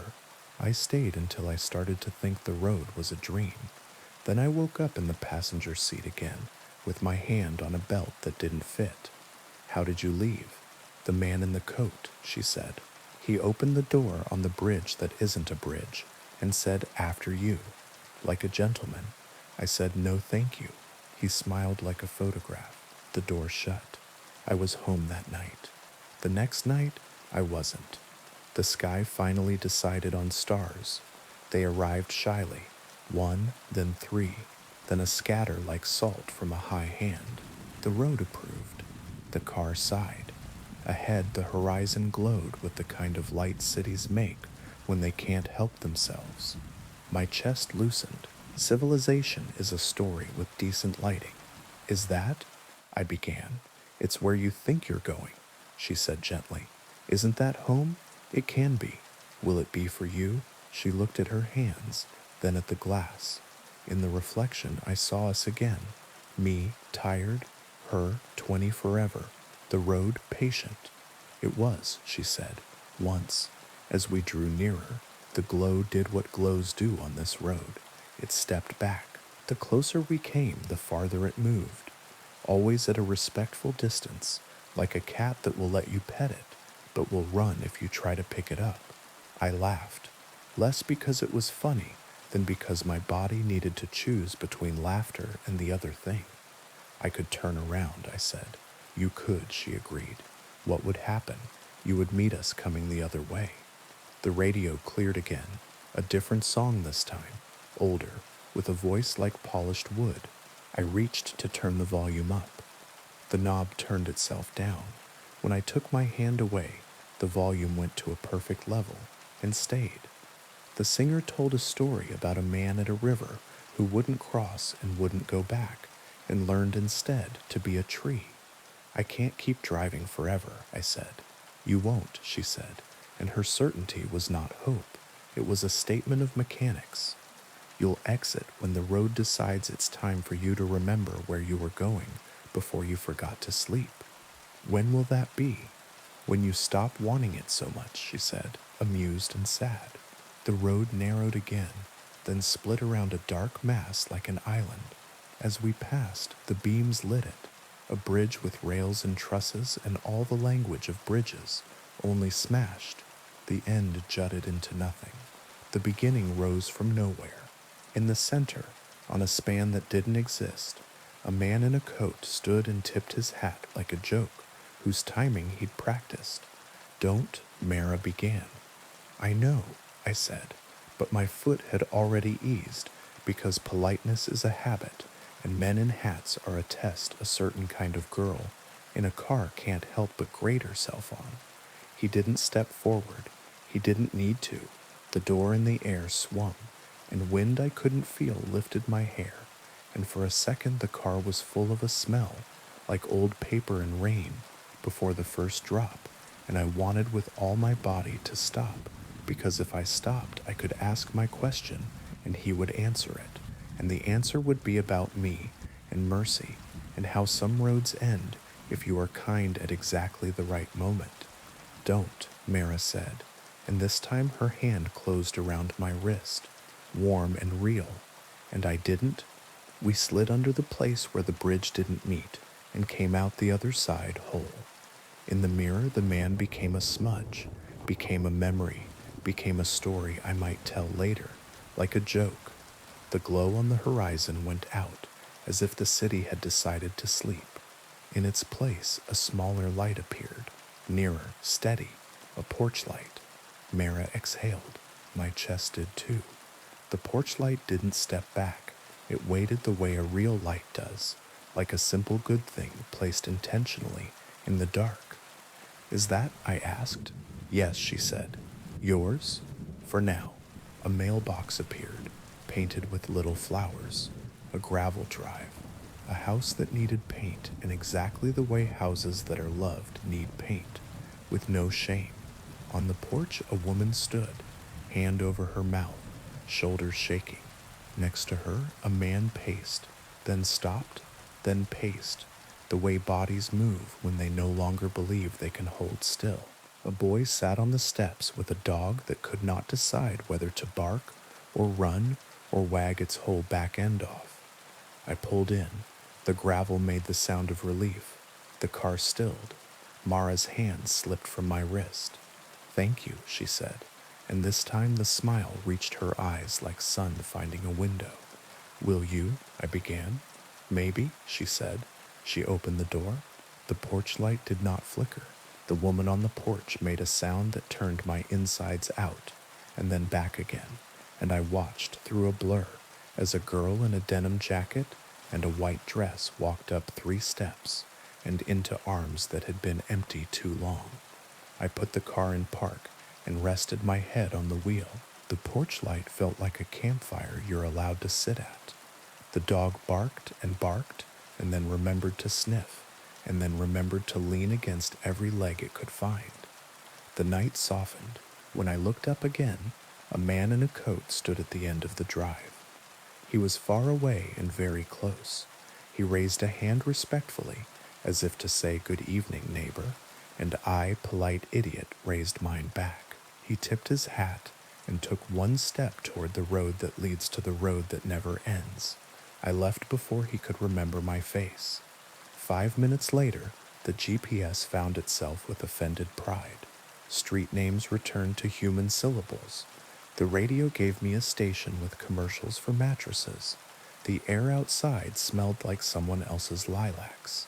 I should tell you that I drove home then and slept and woke, and the world remembered me. I did, I have. The road that doesn't end is still there, and some nights the map on my phone glances up like it recognizes an old flame. I don't drive that way anymore, but sometimes it comes a little way toward me, the way rivers do when it rains, and I feel my hands soften on the wheel. If you find yourself on it, don't stop for reasons.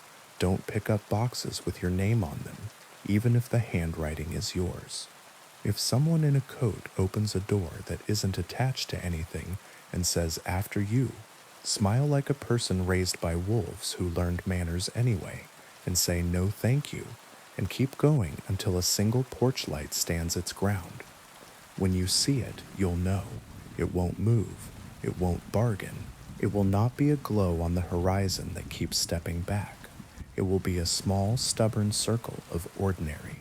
It will be enough. Now, on to the next story. The first time I heard the song, I thought it was the wind doing what wind does in places that have been emptied of purpose. The old quarry, everyone in town called the Hollow, had been shut for decades, a bite taken out of the hill and never chewed. I camped there because I was cheap, tired, and too proud to admit the motel's flickering vacancy sign made me nervous in a different way. By day, the hollow looked like ruin with a view. Rusted cables drooped in lazy parabolas. A shattered conveyor belt lay like a peeled road. The pit itself dropped in terraces of stone, the color of old teeth, every ledge filigreed with scrub that had no interest in my opinion. By night, the edges lost their lines. The dark poured down and held still. I ate from a can, read by headlamp, until the words turned into ants, and slept hard enough to forget there was anything to be afraid of.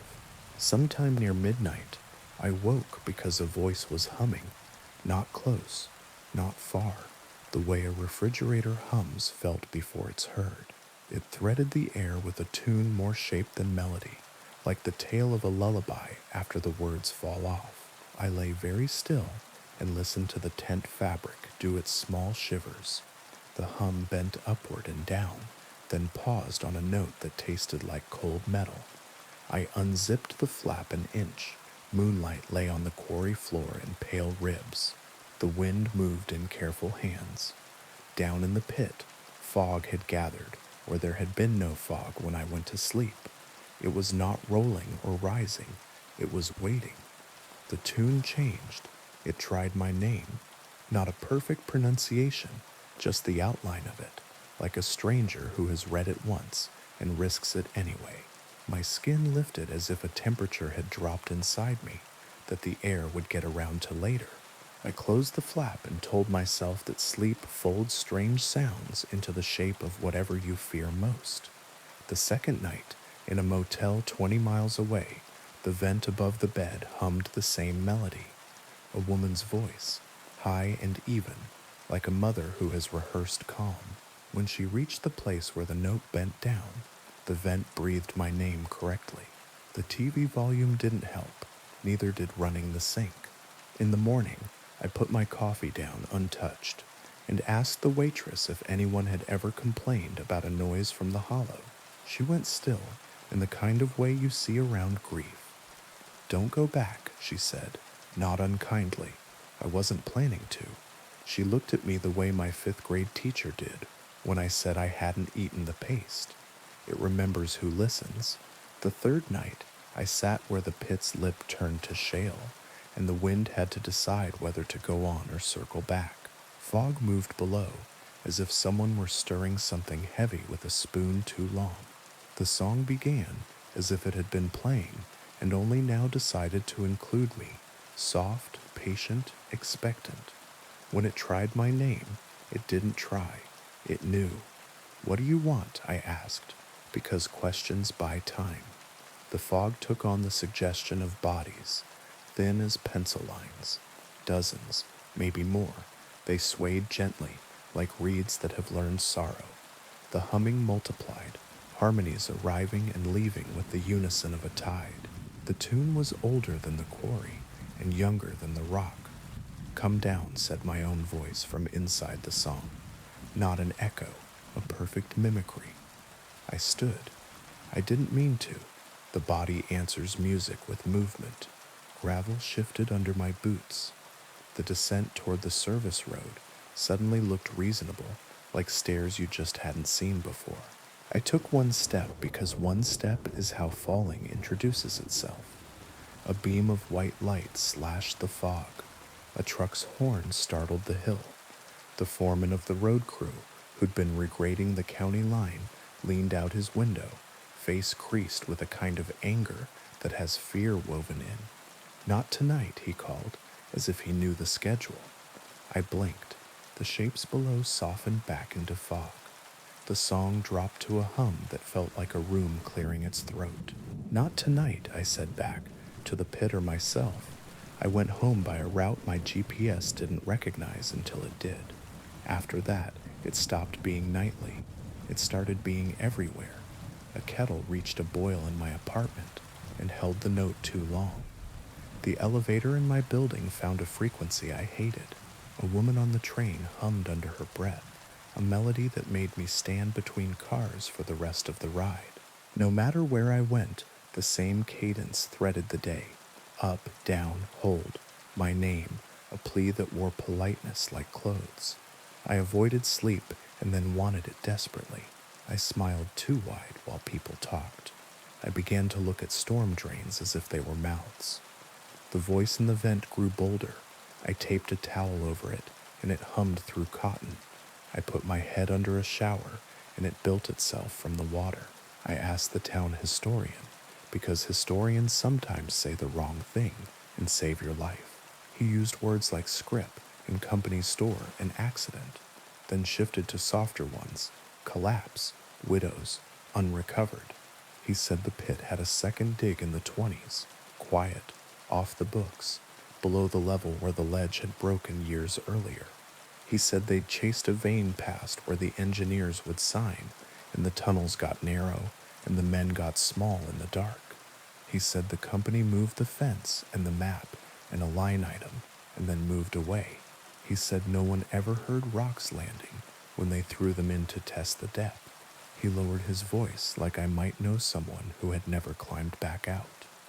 On his desk lay a ledger of names in 2 columns, shifts and Sundays. Pencil thin, some scored, some entirely erased, some smudged like someone had rubbed them and then stopped. He let me read until my eyes blurred. Beside the list, he'd written a single sentence: "What sings down there isn't grief alone."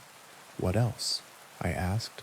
"Hunger," he said, and then he crossed it out with one line, so he could still read it. I stopped going to work. I stopped telling anyone I wasn't. Sleep slid out from under me. I found myself standing by the sink at 4 a.m., holding a glass as if I had always held it. The tune had become a presence that didn't need sound. I heard it in my molars. I felt it in my wrists. My body tuned itself to a pitch the world didn't share. The 4th night on the rim, I brought earplugs, then didn't put them in because I was honest enough to know They only stop air. The fog below had thinned into columns, like pillars in an old knife. It was quiet, too quiet, the held breath silence of a stage before the actor walks on. I said, "What happens if I do?" The song answered by adding a second voice, low and familiar. My father's from the kitchen at 2 a.m. after the funeral. He hummed when he washed the last dish. He hummed when he couldn't say my name without breaking it. He hummed the same rise and fall, not because he'd known it then, but because the hollow did now, and lent it to him retroactively, because time makes poor fences once you agree to it. Rage is a good rope. I grabbed it. "You don't get to use him," I said, and the fog pulsed as if insulted, then smoothed, then brightened faintly from within. A shape resolved near the bottom of the shaft. Small. A child, hand to mouth, shushing me. Above her, a woman swayed with a bundle in her arms that might have been water, might have been a blanket, might have been a baby. Around them, lines of men in canvas coats leaned on tools. They were still as photographs, and yet they were moving, a posture learned when a voice is near you. Want to honor. "What are you?" I asked. The answer reached my chest without touching my ears. Not one, many, not dead, not only. "Do you want me?" "We want what listens." "Why me?" "You stayed. I did. Not at the rim. I'd run. But everywhere else, in the vent, at the sink, on trains, in doorways. I had made space for the song in hours where memory should live. What happens if I go down?" The child raised both hands in a pantomime of lifting. The hummed melody found a note halfway between welcome and warning. The fog took on the suggestion of walls. The pit felt narrower. "Say I did," I said, bitter now. "Say I step, say I slip, say you sing me into a path I can't see, and I crawl on my knees so my hands can learn the turns by how the stone jogs at the seam. Say I reach you. What then?" The song softened around my name in a way that hurt. "Stay, and if I don't, we will sing from where you sleep." Thunder rolled far off, not from clouds but from the spine of the hill. A rock loosened and fell. It took a long time to become smaller. I didn't hear it land. The road foreman found me crouched by the pit at dawn and squatted the way men do when they would like to offer you dignity. He lit a cigarette and let it burn in his hand. "My grandfather," he said, after the silence had become something you could stand on, "is just shift. Long time ago. The old men still spit when they say it." He came home with white in his hair and red in his eyes. He woke up nights and said there was a fine sound under his feet, sweeter than a fiddle, and if he could only get back to it, he would be righteous in the morning. What happened? Nothing for a while, which was the problem. He was no good at anything but being near the edge. Then one June he walked back. Folks watched him go and practiced the story of how they tried to stop him. He didn't fall. The foreman pinched ash into a small, neat pile on the gravel. "Not exactly." "What do you do when you hear it?"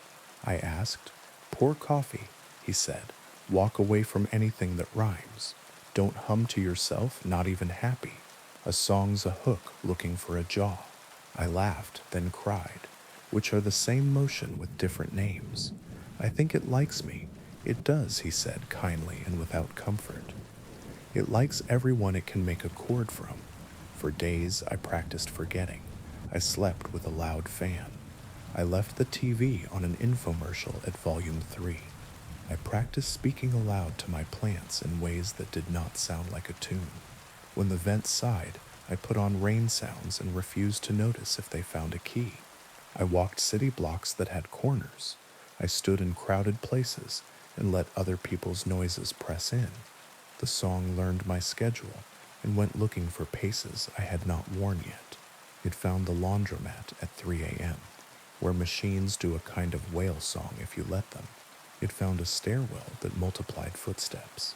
It found the second stall in the bathroom at work, where a crack in the tile made a reed sound when the door closed. It is hard to unteach your ears. It is harder to take the voice in your head that says this is for you and tell it, not tonight, and then not tomorrow, and then not again until tomorrow grows a rind. The last time I went to the hollow, the air over the pit was very clear, the way air gets after a storm chooses elsewhere. No fog, no suggestion of bodies, no sound. The quiet was bigger than my name. I sat and hung my legs over the drop like an idiot at a swimming hole. I spoke in prose. I recited recipes. I said the alphabet in threes. I told the quarry the names of my teachers in order. I told it the worst and smallest things I'd done, the petty meannesses that collect like grit in the bends of a life. I did not sing. At sunset, when the sky went bruise-colored and the first bat practiced the shape of a turn, a note rose from below like a hand. It was wrong, off by a hair. I didn't look down. I stood and stepped back, and then back again. I didn't run, because running is a rhythm, and rhythms are roads. I moved to a place with traffic and bad saxophone on subways, and neighbors who play two-note doorbells. I kept my windows open so the street could fill me. I learned other sounds. I hummed nothing. I listened to talk radio, to sports, to my idiot upstairs neighbor who screams laughing at 2 in the morning. My father's voice stayed where it belongs now, on the other end of a saved voicemail. I won't delete. When the kettle catches a certain pitch, I lift it off, let it cool, and set it back down sideways so it will remember to be water. Sometimes, in the middle of a crowded day, a truck backing up will hit the interval just right, and my mind will walk to the edge. Sometimes I wake and hear the vent breathe one note too long, and I put my palm flat to the wall and tell it a list of groceries until the list runs out of tune. Sometimes I hear my name from a mouth in a room I'm not in, and I say, not tonight. The hollow is a place where stone remembers a choir. It is also a habit in the body. It will be, forever, one of the ways I could end. I think of the child who raised her hands. I think of the foreman's grandfather, righteous in the morning he never reached. If you camp near a pit people call by a proper noun, be suspicious of your bargains. If a song finds you, give it a shape with a door and get out of the room. Do not go to vents. Do not test wells. Do not practice humming. When it uses your father's voice, don't answer. When it learns yours, teach it boredom. When the wind is only wind, think it aloud, badly and flat. Make your voice a dull instrument. Hang on to ugly noise. Stay where corners keep their promises. And if you ever stand at the lip of a perfectly quiet hole, and it calls you by name, say what the road crew says. Not tonight. Say it until the hill forgets you. Then go home by a way you have to count. Now, on to the next story. They say houses remember, but remember is too gentle a word. A house absorbs, it seasons itself with you. The walls take your arguments and your laughter. The stairs memorize the weight of you coming home. The kitchen keeps what you admit to the sink. If you live long enough inside a place, you start borrowing each other's habits. The house on Ashwood Lane had lived with too many people to be polite about it anymore. It stood on a corner that had lost its elm decades ago and never replaced it. 3 stories of narrow windows and a front porch too shallow for chairs. Its clapboards were repainted often enough that the paint's history made its own topography, ridges like lines in a palm. It had a plaque the realtor loved to point out. Below it, someone had scratched a second date with a nail, 1978, then crossed it out, then written 2002. I bought it because I needed rooms, and it was rooms. I did not require charm or lawns.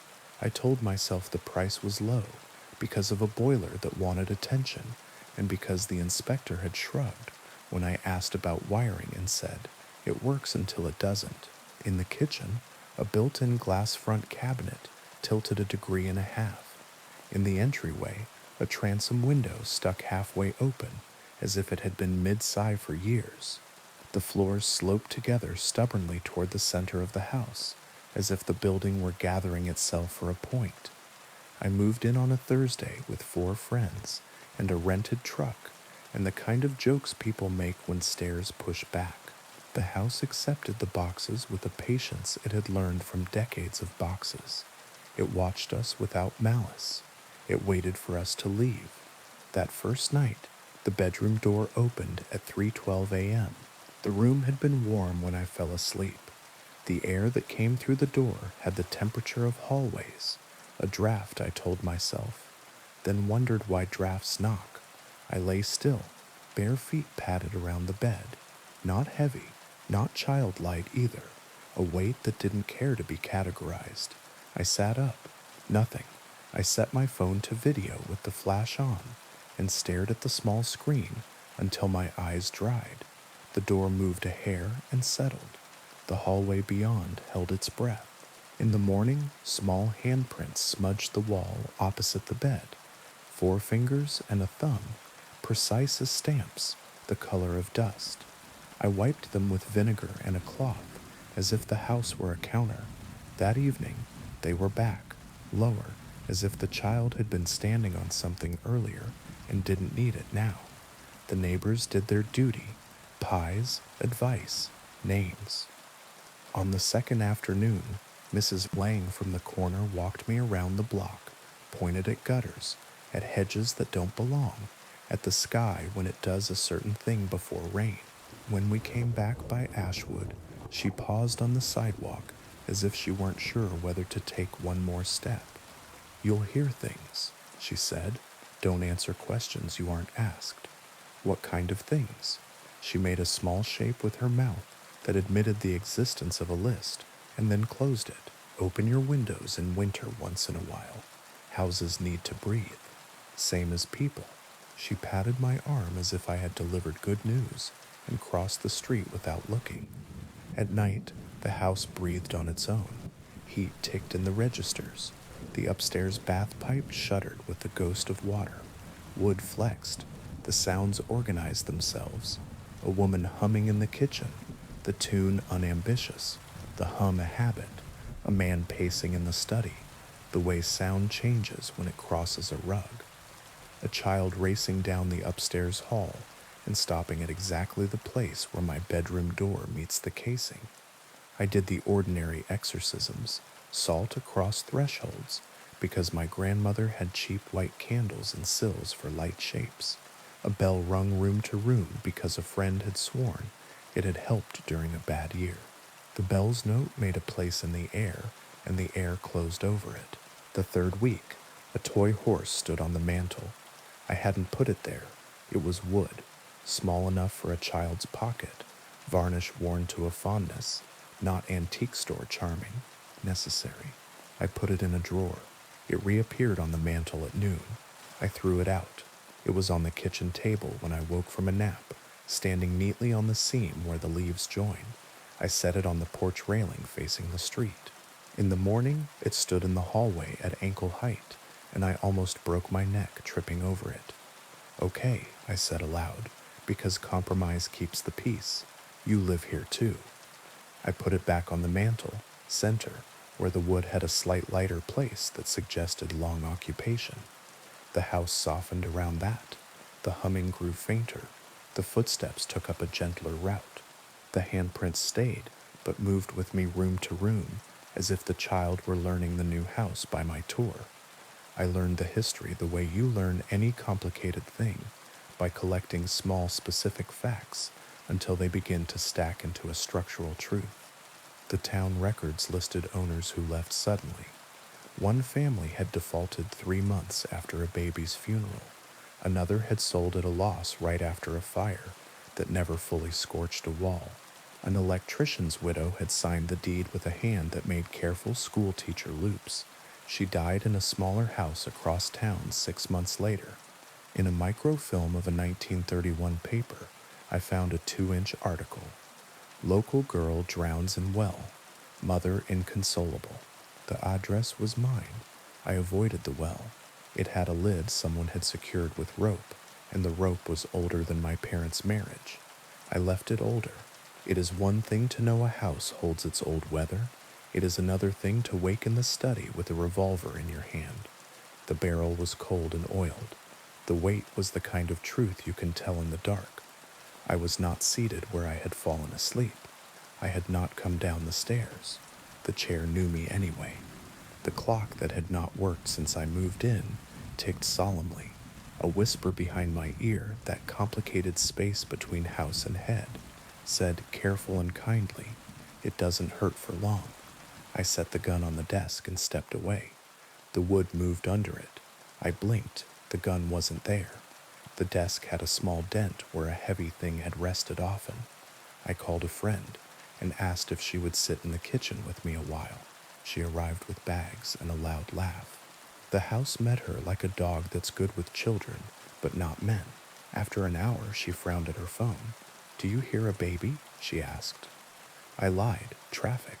She nodded, relieved, and left before night, because somewhere in her body she knew I would ask, and something in the house would not let me.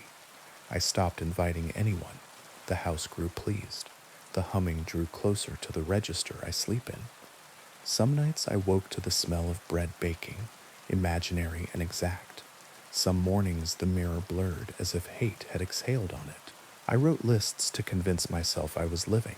Fix that one sash, oil the hinge, replace the 2 cracked tiles by the stove. I did the work. The list did not get shorter. The basement door locked when I walked by, not with the violence of a movie, with the patient click of a teacher closing a classroom, so you won't be distracted by what is outside. Once, late, I leaned against it and pressed my ear and heard a low conversation in a language I almost understood. The grain's complaint, the pipe's arithmetic, the soft cadence of concrete telling itself how to hold. The 3rd month, the house offered me mercy.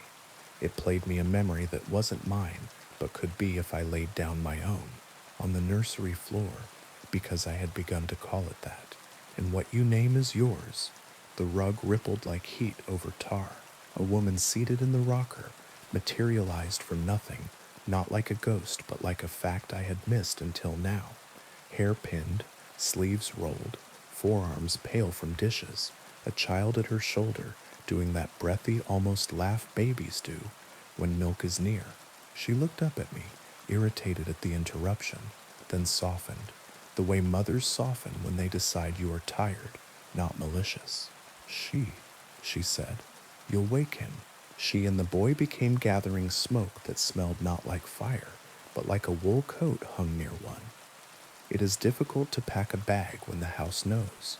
Boxes opened themselves. The tape would not stick. Keys went missing and turned up exactly where they belonged, laughing the small mean laugh of objects. I threw 3 sweaters in a duffel and zipped it fast and found it empty. An hour later, and the sweaters folded in my drawers better than I ever fold. "Stop," I said into a corner, charming the shadow like wayward salt. "What do you want?" From every room at once. "Stay. Remember with us." The voices layered. The kitchen hum. The study steps. A baby's delicious sigh. The ring of hammer on bracket. A dropped glass. The rise and fall of a fight a couple had had 100 times, and then decided not to have any more because they wanted to see a movie instead. The house had kept it all, and wanted me to shelve myself in that library. "You can keep it," I said. "You don't need me." "We keep what we are given," said the low voice that might have been the man at the desk or the house itself. "We require an indexer." For a week I wrote down everything that happened to me in the house, every small act and sound, and hid the pages where the walls could not eat them in my car, under the mat, at the bottom of a bag of rock salt on the porch. I read them aloud to myself in an ugly voice. I made my memories heavy in the air so they would belong to the air and not the plaster. When the house offered me old bread smell, I burned toast and cursed it. When it offered laughter in the room where I watched shows, I put on a documentary about bridges and let the narrator's soothing voice knit a scaffolding. 2 nights before I left, the well lid creaked, not because the rope failed, because courtesy. I went to the kitchen window and looked out across the scraggly yard and saw nothing. The lid returned to settled. The smell of wet stone came under the back door like a cat. I let the back door stay shut. I slept sitting up by the front door with my bag on my lap and every light on and my shoes on my feet. At 3:12, the bedroom door opened upstairs, even though no one was in the bed. Bare feet circled nothing. The stair treads counted something that was not me. I sat there until the light through the transom remembered morning. I left at noon with the help of 2 men who did not ask questions and did not look up. I did not lock the door. I left the toy horse on the mantel, centered. I told the house in a normal tone that I would not say goodbye. It likes closure too much, it would have used it. I stayed with a friend across town for 6 weeks. The first week, my sleep came back like a stray, skittish. Then, sure, the second week, I woke to the smell of bread and left the apartment and walked the block until it was gone. The third week, my phone recorded a voicemail of empty air from my own number. 4 full minutes of the sound a room makes when it is waiting. I deleted it with clean hands. Mrs. Lang watched my lights not burn and delivered gossip the house could not eat. The new buyers were a couple with money and a fondness for crown molding. They brought a designer. She lasted 4 days and left with a cough. The couple closed anyway and hired a contractor who shook his head and unshook it and began. A month later, at Lemon Light, an ambulance came, then left without its siren. Not dead, Mrs. Lang said softly on the phone, as if the house might be listening on both ends. Not his blood. I hired a lawyer to unwind the sale. I paid to get nothing back. Money is a ritual. The house respected it. On the last day, I went to pick up mail that had insisted on finding me there. The porch boards gave under me, the way old bread does under a knife. The front room held its furniture-shaped air. The mantel, of course, held the horse. I didn't touch it. I set the mail on the floor. I said aloud into the corner of the ceiling, "I lived here. I declined to be filed." The transom exhaled. The upstairs hall counted. The kitchen made the sound of a chair sliding back. A child's handprint smudged at knee-height on the door frame, fresh as breath on glass. I pulled the door shut behind me. The lock clicked the way it does when a house locks you out of kindness.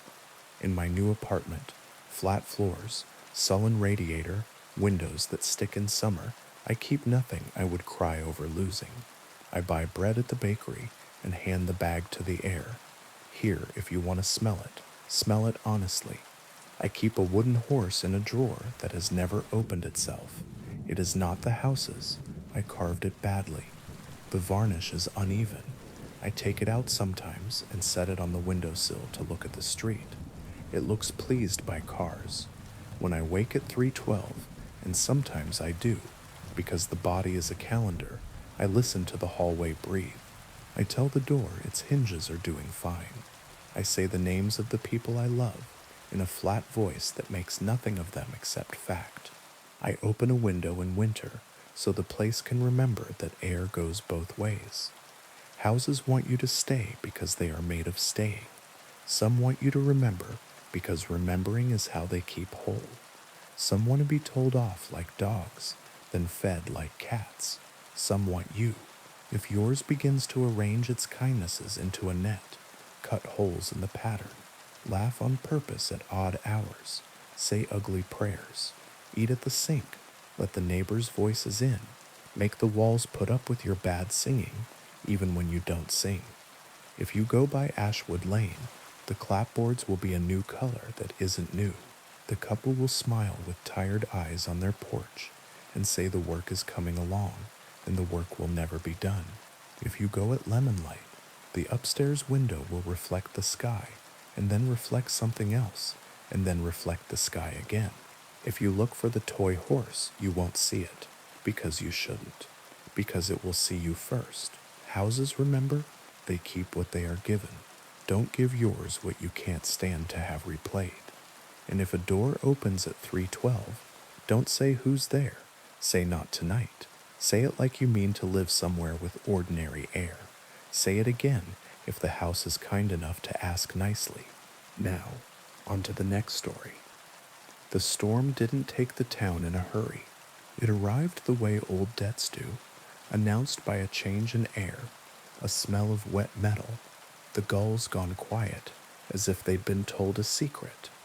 The harbor smoothed itself under a sky that had lost its edges. Every house on the cliff shut a single blind, then another, the way eyes close when they don't want to see the ending. I sat my shift at the volunteer station with the radio tuned low. The lighthouse proper hadn't worked in years. Automation, budgets, but the beacon still spun on calm nights because the town liked the look of it.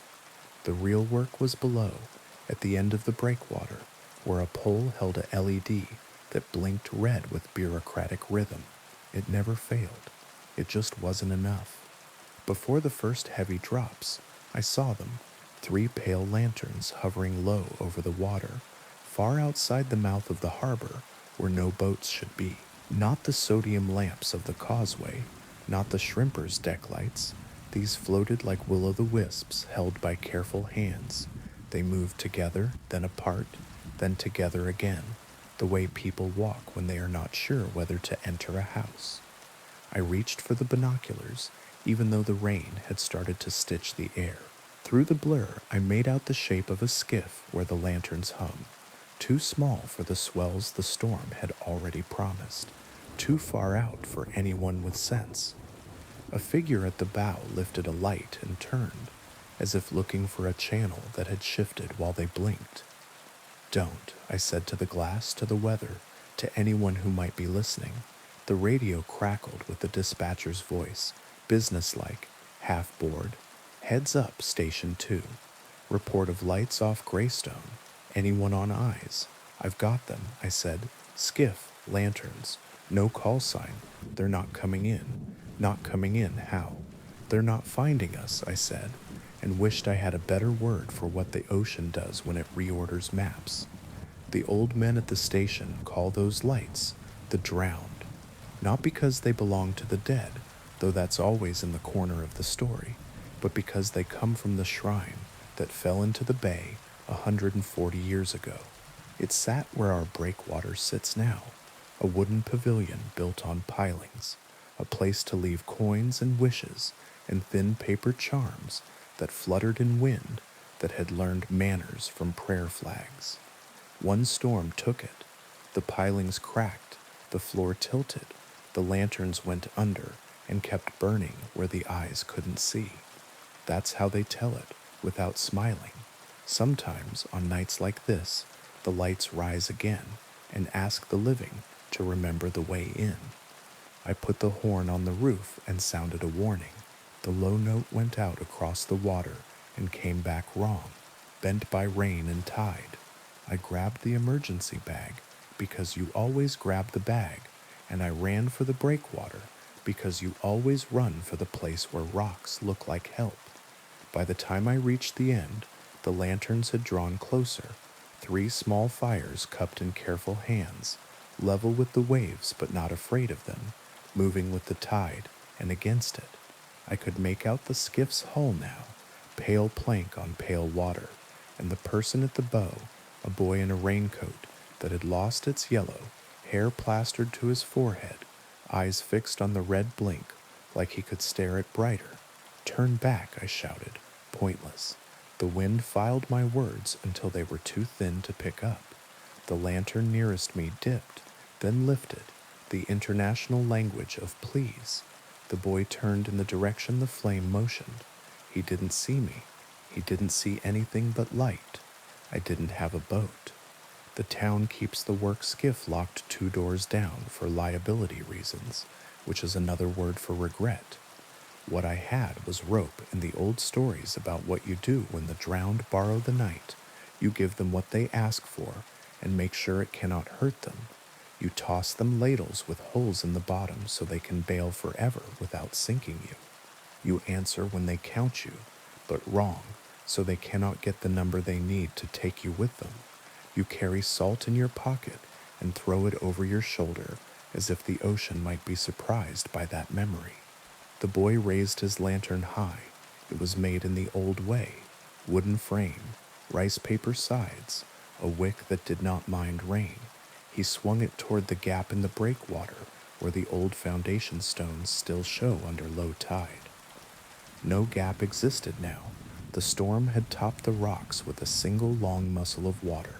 He stepped forward with the easy confidence of someone who has crossed this way 100 times in a summer that is not this one. "Stop," I yelled, and threw the coil. The line arced, fell short. Another wave lifted the skiff and turned it a fraction. The lantern shifted to match, patient as nurses. A hand appeared at the stern. Another figure, older, shoulders big enough to carry nets and names. He said something to the boy I couldn't hear. The boy shook his head. The older one looked up at the breakwater with eyes that were neither frightened nor angry, just aware, the way you are when you have taken inventory of your luck and found it insufficient. "Take the end," I shouted and threw again, farther into the shape of the wind, praying the rope would decide to be heavy where it needed to be. It landed against the skiff's port side with a slap that sounded like a door closing. The older man caught it in one hand without looking. He didn't tie it. He just held on, like a man is a cleat until he isn't. The lanterns dipped again, once, twice. The boy turned them toward the break in the rocks that wasn't there, and for a second, just one, the water lifted as if rising to the idea of a channel. The skiff slid in. The rope went taut between my hands and the older man's. It hummed. "Let it go," I called, because the humming had a pitch I knew from the vent above my bed on nights when the wind wants to be a song. "Let it go, and follow me, but the drowned don't let you do both. If you drop the connection, the lights move on, patient, polite, expectant. If you hold the connection, they guide you, and their idea of safety is not yours." The boy stepped onto a rock that had no dry on it. The older man's hand tightened on the rope. The skiff slid sideways and did not lift with the wave that should have lifted it. The lantern ceased to need hands. I don't make heroic decisions. I do the next sensible thing badly and with sincerity. I wrapped the line twice around the iron post at the end of the breakwater and leaned my weight into it and prayed I wouldn't get the older man killed by giving him something to fight that wasn't the ocean. "Turn your light," I yelled at the boy, because light is language, and he was listening to the wrong conversation. "Turn it to me." He did, not because I had any authority, but because I sounded like a shoreline, and he had forgotten how to find one. He swung the lantern toward my face, and for a second we saw each other plain. His eyes were not young at all. Mine were tired. Rain made us both strangers. The lantern's flame licked my cheek without burning. It smelled like salt and something older than oils. I lifted my free hand and shaped the air as if it were a knob. I turned the boy's lantern toward the red blink at the end of the pole, and then past it to the left where the channel actually ran tonight, which is not where it ran last week and never where it plans to run tomorrow. It took him a moment to understand that I was asking him not to follow the light to the light, but to aim the light at the way. The older man read it first. Something in his shoulders changed from resisting to remembering. He shifted his weight. He didn't pull. He held. The rope hummed a new note. The skiff found water that wanted it. The 3 lanterns moved to match, one leading a fraction, one flanking, one hanging back as if to count. The boy held his higher.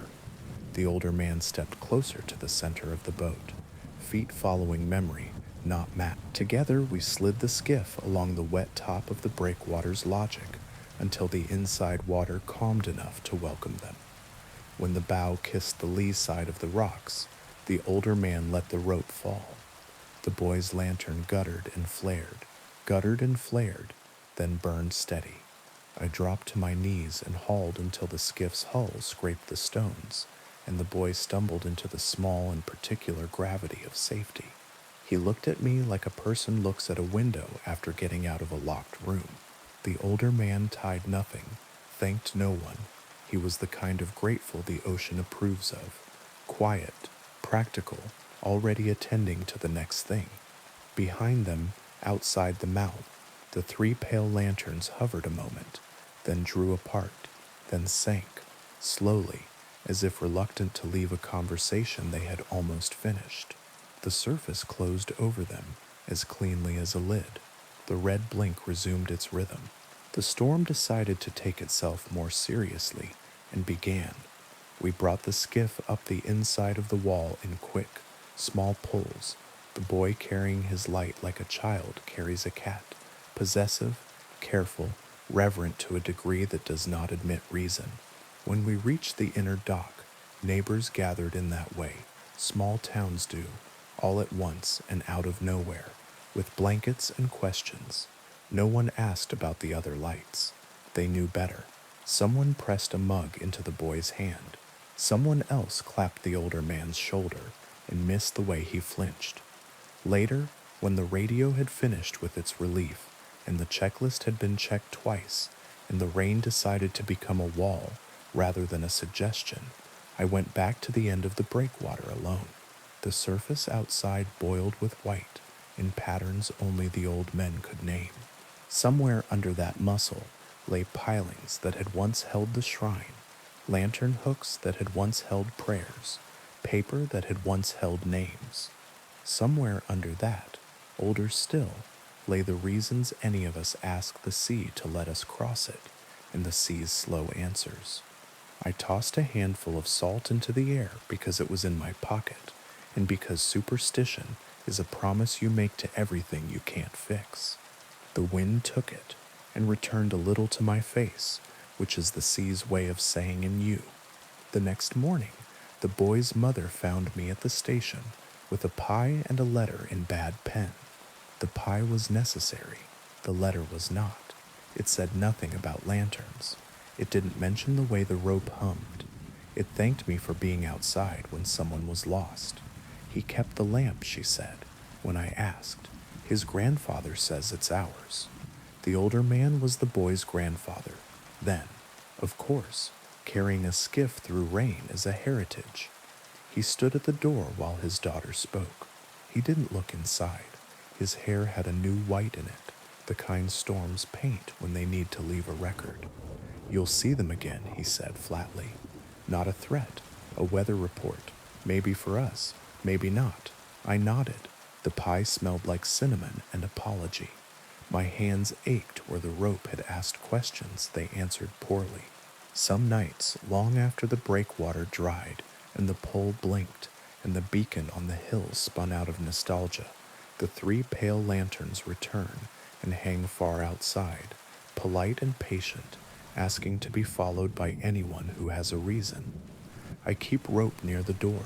I keep salt in my pocket, not because it changes water, it doesn't, but because it changes me slightly, and that seems to be the bargain. If the lights want me, they will know my name the way the fog did. I will choose to stay, then choose again and again until the choice gains weight. If you see old light on new water, aim yours at the way, not the flame.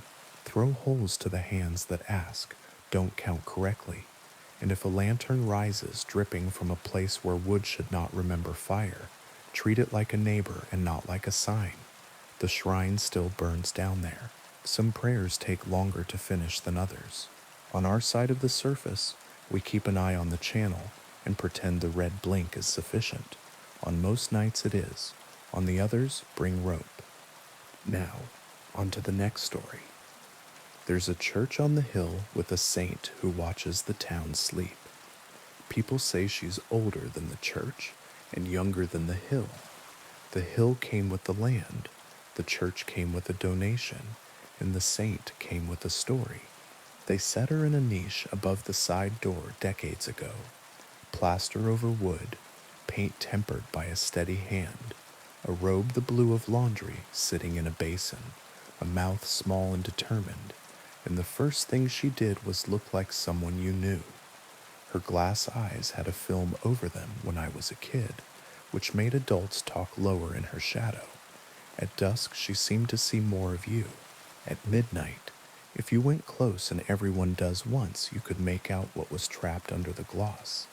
Tiny irregularities, bubbles like seeds, the old way of making eyes fixed on a single forever gaze. My grandmother kept a key to the sacristy and sometimes brought me along to fill candles on Friday afternoons. It smelled of cold stone, and wax behaved better there. I loved the small hush behind the side door that felt like an apology for the big hush in the nave. One late winter day, the kind of afternoon that looks like it wants to be snow and can't quite, my grandmother kept the door propped while she hauled a box in, and in the exact moment the door was neither open nor shut, I watched the saint blink. Just once, a small correction, like dust had landed and the eye had taken care of it. Gran, I said. Hmm?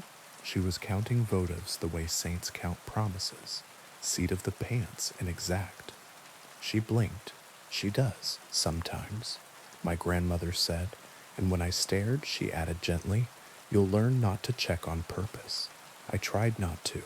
It's hard for a child not to. Years later, after my grandmother, after time had made the niche need repainting, after the church's roof had forgotten its job and then relearned it, after I had moved away and come back and moved away again, and then came back for good, because towns do that to you. The saint's eyes were clearer. The glass had been cleaned by a restorer the parish had splurged for. The bubble glass was gone. New eyes, the kind that shine. It was only practical, Father Marco said when people complained that the new eyes made them nervous. Condensation gets behind the glaze. Mold. You want the Blessed Virgin with mold in her skull? She's not the Virgin, Mrs. Ansell said. She's Saint Dymphna, or Dorothea, or someone from the list we don't read. She knows our business. She doesn't need shine. Shine or not, she kept watch. The town had more cameras than saints now, but the saints saw the right things. She missed the loud fights and caught the quiet ones. She missed the tourist's photo and caught the 3 seconds after, when the tourist turned his phone away and looked at the hill like the hill had said his name.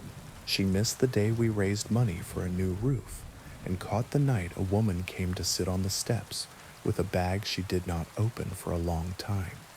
I started sitting with the saint myself, the year my father forgot how doors work. I'd walk him after supper because appetite gets tired before legs do. When your mind misfiles your maps, we'd circle the block, go by the church, nod to the side door, check that the heavy key in my pocket existed, and say neutral things about weather and the dog 2 streets over that barks like a trumpet. He didn't like the knife. The big air made him look for exits he couldn't name. But he liked the side door. The saint was at face level if you stood on the last step. She's your height, he said once, and I, who had never liked being told I was short, found that I didn't mind from him, because the way he said it meant close enough to hear you. On a Wednesday that had nothing specific wrong with it, he pulled his hand from mine and reached toward her the way a man reaches to check if the iron is still hot. The saint didn't blink. That would have been too much like another kind of story. She did something smaller. She turned her head a fraction. The glass caught dusk, then didn't.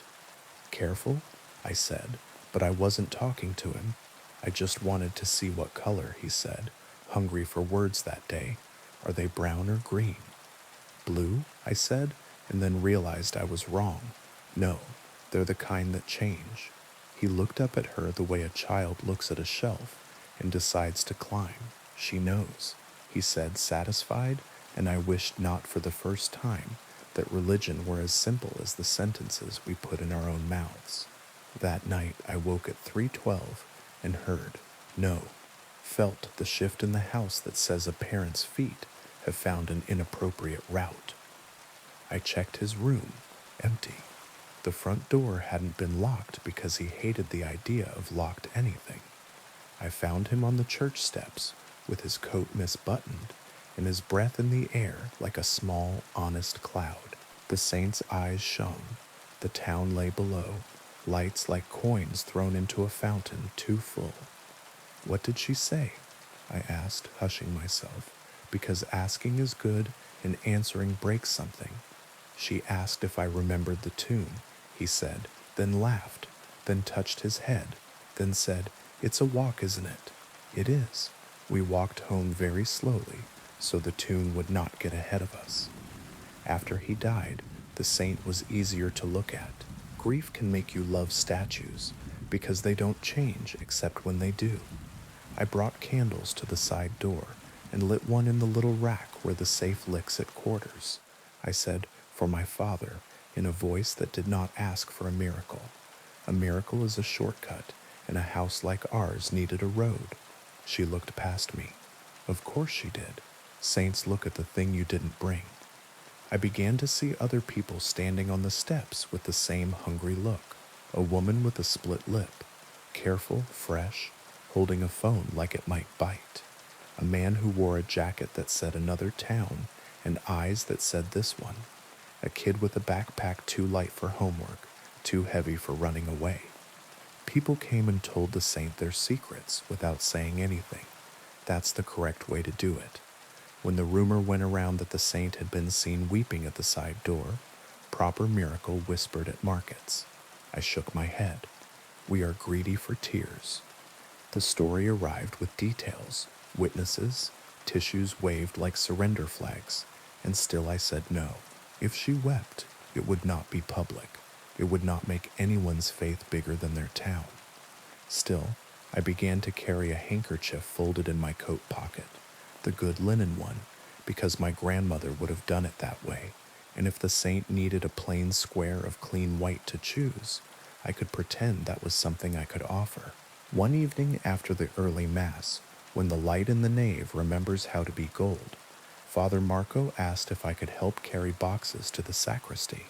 He is older now, ladders, and he don't rhyme. We stood in that small hush where wax behaves and unwrapped a new set of beeswax pillars the bishop had sent because he felt guilt about something distant and expensive. "Do you think she blinks?" Father asked, not looking at me. "I know she does," I said. "I saw her as a child, and once again when my father was halfway out of the world." He nodded. "She's not Dymphna," he said, apropos of nothing except his own wrestling. The diocesan archivist found the original note from the donor. It says St. Lucia. "Eyes," I said, feeling slow and chastened. "Of course, she carries them on a plate, if you remember your gory holy cards," he said wryly.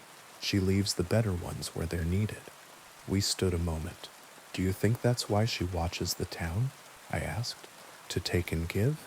"Everyone's always taking and giving with saints," he said, kind and tired.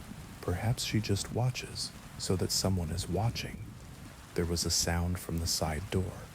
Not the hinges, the quiet shifting of someone who has made a decision at last. Father and I glanced at each other and did not move, because the right kindness is to let some decisions be witnessed without help. Footsteps came and went. The door breathed and settled. The saint kept her eyes on the hill. It was the handkerchief that did it, in the end.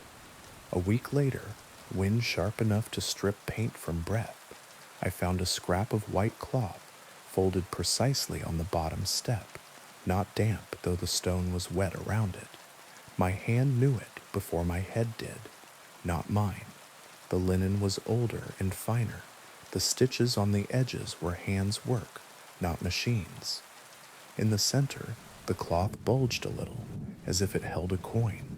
I unfolded it, stupid, reverent. A small glass bead rolled into my palm, rounder than the saint's eyes, mottled with tiny bubbles like seeds in jam. I looked up. She watched. "It isn't an eye," I told myself aloud, because language keeps doors between things. It wasn't, not anatomically, but I knew what it meant when it was mine for a moment. Someone had come in the night with a need, and the saint had made a trade in symbols. Here is vision, leave me your fear. Here is clarity, leave me your lie. Here is the ability to look and not forget. Leave me the part of you that wants to. I wrapped the bead back in the linen and tucked it into the niche below her hands, where small offerings rest. The note folded like an airplane, the ring left like a relief, the dried bouquet that sticks around out of loyalty. Find who it's for, I said, ridiculous, and walked home with my hands in my pockets so I wouldn't touch my eyes by accident. News ran through town, not as gossip, but as startled gratitude. A girl who had fallen had the courage to say she had. A man who had been caught in his lie told it himself and then told it again until it felt like a story he was done with. A neighbor who'd gone quiet after the hospital returned with jokes only one person laughed at, and that was enough. No one said the saint did it. The saint keeps watch. People do things. One night late, I woke to the feeling that someone was standing at the bottom of my bed. It was the old fear. I am not immune. I lay there and named furniture until the feeling passed. In the morning, on my kitchen table, lay my grandmother's handkerchief, the one I carry, not the saint's, folded precisely, a small bulge at its center. No, I said to the air, smiling and not. I don't need to see more. I need to look longer. I unfolded it anyway. In the center lay nothing. The bulge was made by a fold I had not unmade in years. The cloth smelled faintly of stone. At dusk, I took my empty handkerchief to the side door and tucked it into the niche. The saint's eyes shone the way clear glass shines. She looked at the hill. The town breathed. The bell's electric now, a recorded chime, told the hour once and no one minded. If you come by the church, ours or yours, don't look for tears. Look for the small corrections, the blink that knocks dust off a gaze, the fraction of a head turn that says, I see the thing you didn't bring. Bring a clean square of cloth anyway. Bring a promise to look longer and not louder. Bring a secret and the ability to keep it until keeping hurts. Saints are doors we set in walls because we forget how to open sky. Sometimes they hand us a key that isn't a key, and we pretend to understand because pretending keeps our feet where the stone is good. If she looks at you, don't ask for anything first. Say what my father said, happy as a child. It's a walk, isn't it? And then take one around the block and around again until the hill and the town and the glass-eyed saint all agree that tonight at least you have been seen. Now, on to the next story. The last time the moon showed its face in our valley, I was 12 and didn't know what it meant to count your breaths. Back then, the mountain wore a winter cap of cloud, and the town street lamps painted a respectable circle on the cobbles. And if a dog barked after midnight, the sound ran along fences like a rumor, then faded. The moon came up silver and whole, and the old men stopped their cards and the old women stopped their knitting, and everyone looked up as if something had entered the room without knocking. It was a good harvest year.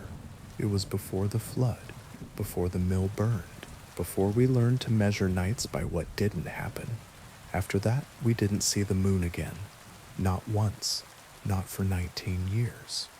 We spoke around it the way a family talks around a bad father. Weather forecasts said overcast. So many times it became the shape of a week. The nightly news showed satellites and low-pressure systems, like children lifting a bedsheet to prove there is nothing under it.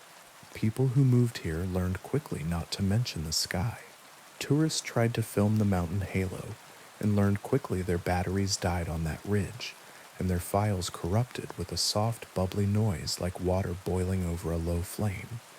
We grew used to it, the way you live with a limp. We put better bulbs in streetlights, then gave up when they buzzed themselves to death. We replaced curtains with heavier cloth.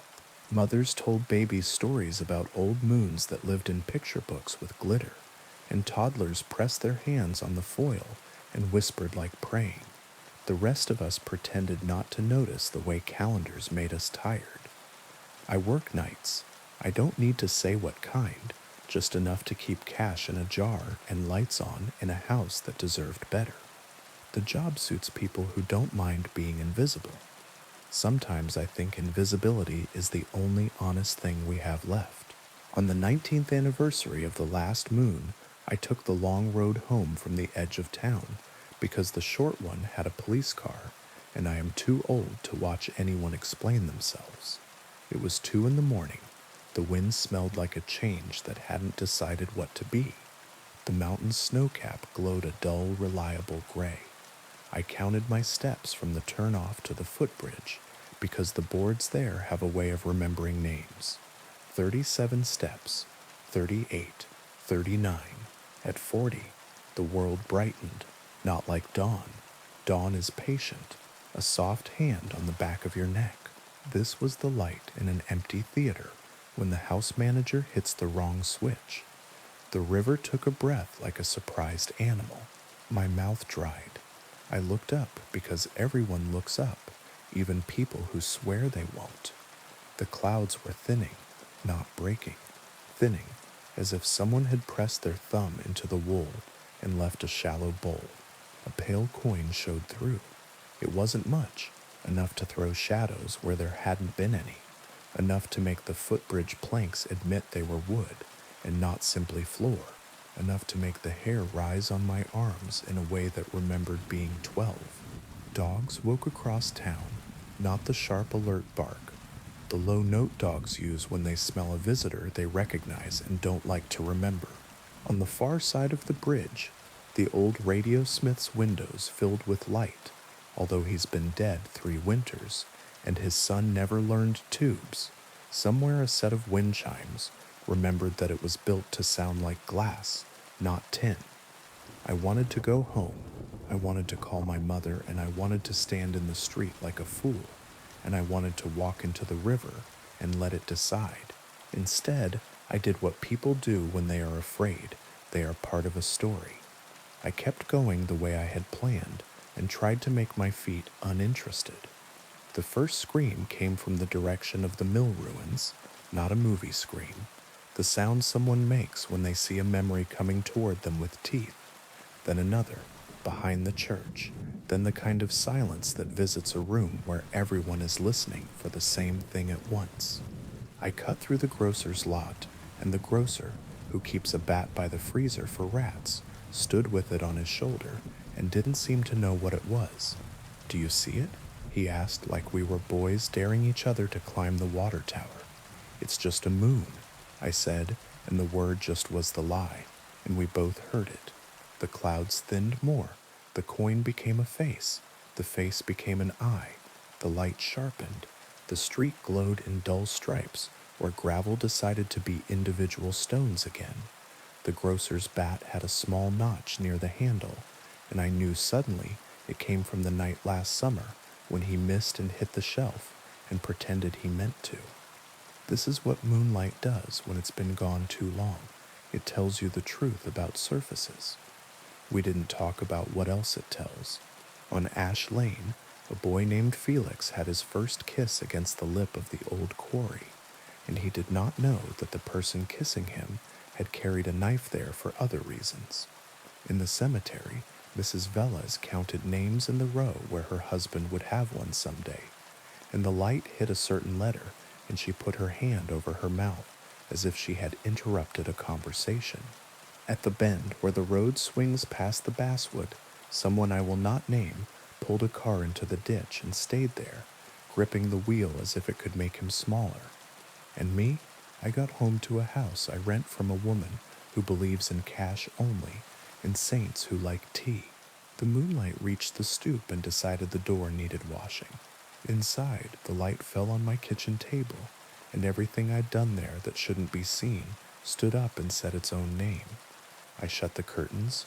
The light was thinner through fabric, but it was the kind of thin that makes you feel dishonest. I turned on the stovetop fan to mix the air and boiled water that didn't need to boil, and stood with my palms on the counter until the sound of the fan matched my breathing. A soft noise came from the back of the house, and I told the old pipes to go to hell, and then I told myself the old pipes had every right to be, just like the rest of us. It wasn't the pipes, it was my neighbor knocking on my back door.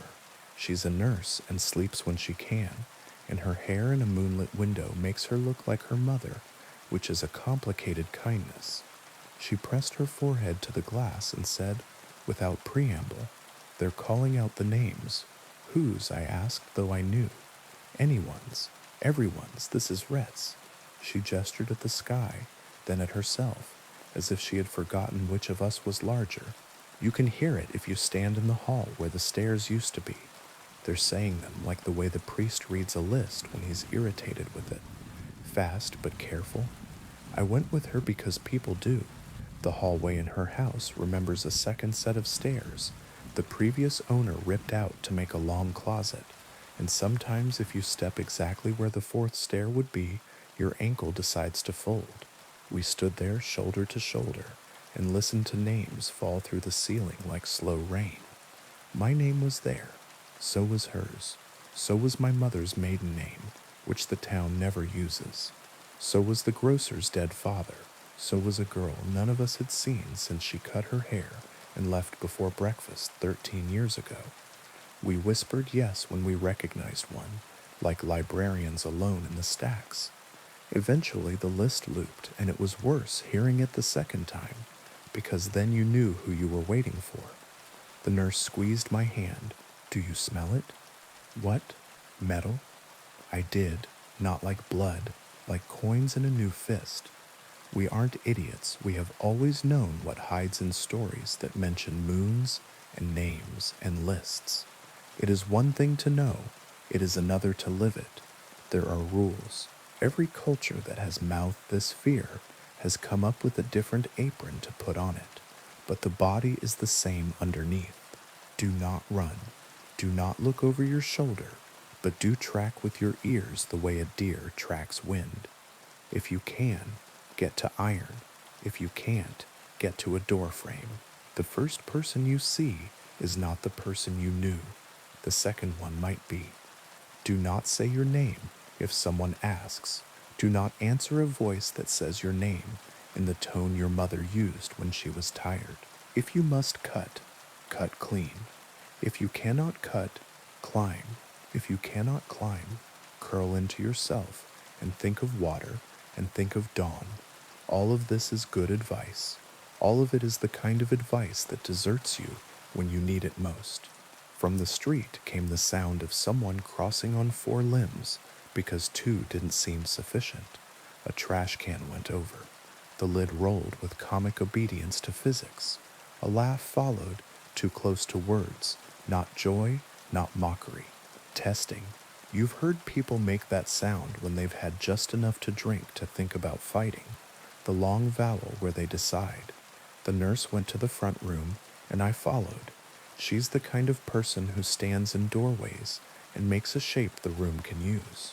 The moonlight filled the street, not evenly, but in pools where it found spots to gather. In one of those pools, Mr. Kozak from the barber shop crouched with both hands on the ground as if the earth were a new instrument. His ears were wrong. He had never been a beautiful man. The moon was not interested in making him one. His eyes had a distance in them that could be confused for thought if you wanted to be kind. His breath was a careful machine. He smelled the air as if it contained instructions. I whispered his name because I am that kind of fool. He turned his head slowly toward the window and did not see us at first because the moon caught itself in the glass and told lies. Then he saw me. When an animal recognizes you, it does not blink. He did not blink. He moved toward the door, not quickly. The nurse put her hand flat against my chest and pushed me back 2 steps. She lifted a chair and set it under the knob the way people do in movies. The chair slid on polished wood and sighed. Something on the back porch muttered in the voice of her long-dead brother for exactly 3 words, "Let me in," and then went quiet as if embarrassed. She put both hands on the door and said no in a voice she uses for certain family members, and the door remembered being a tree. From up the street someone ran. Running is a rhythm, and rhythms are roads. The not quite Mr. Kozak's head snapped toward the sound, and he moved faster than a man his age, with his bad knee should move. Somewhere a bottle broke, singing itself as it went. Somewhere a woman said God in a tone that could get her into any heaven. We waited. Waiting is the only thing a house requires from you when the night is deciding. The nurse and I sat with our backs to the wall and counted steps when we heard them and counted breaths when we didn't. I thought of dumb things, the route the mailman takes on Thursdays, the price of onions, the way my mother used to tap the table twice when she wanted me to stop but couldn't say it in front of company. Outside, the list of names had stopped. The house creaked as if it were trying to turn in bed without waking its spouse. The moon climbed, and the light became the aggressive white of a bathroom bulb in a cheap motel. I heard the river change its mind about what direction was down. The mountain murmured in its sleep like a plumber on his back under a sink. A hand tapped politely on the glass behind us. I didn't jump. You only jump the first 10 times in a life. I turned my head very slowly and found my own face looking back at me from the window pane, ghosted by lamplight. For a second, dumb animal hope rose.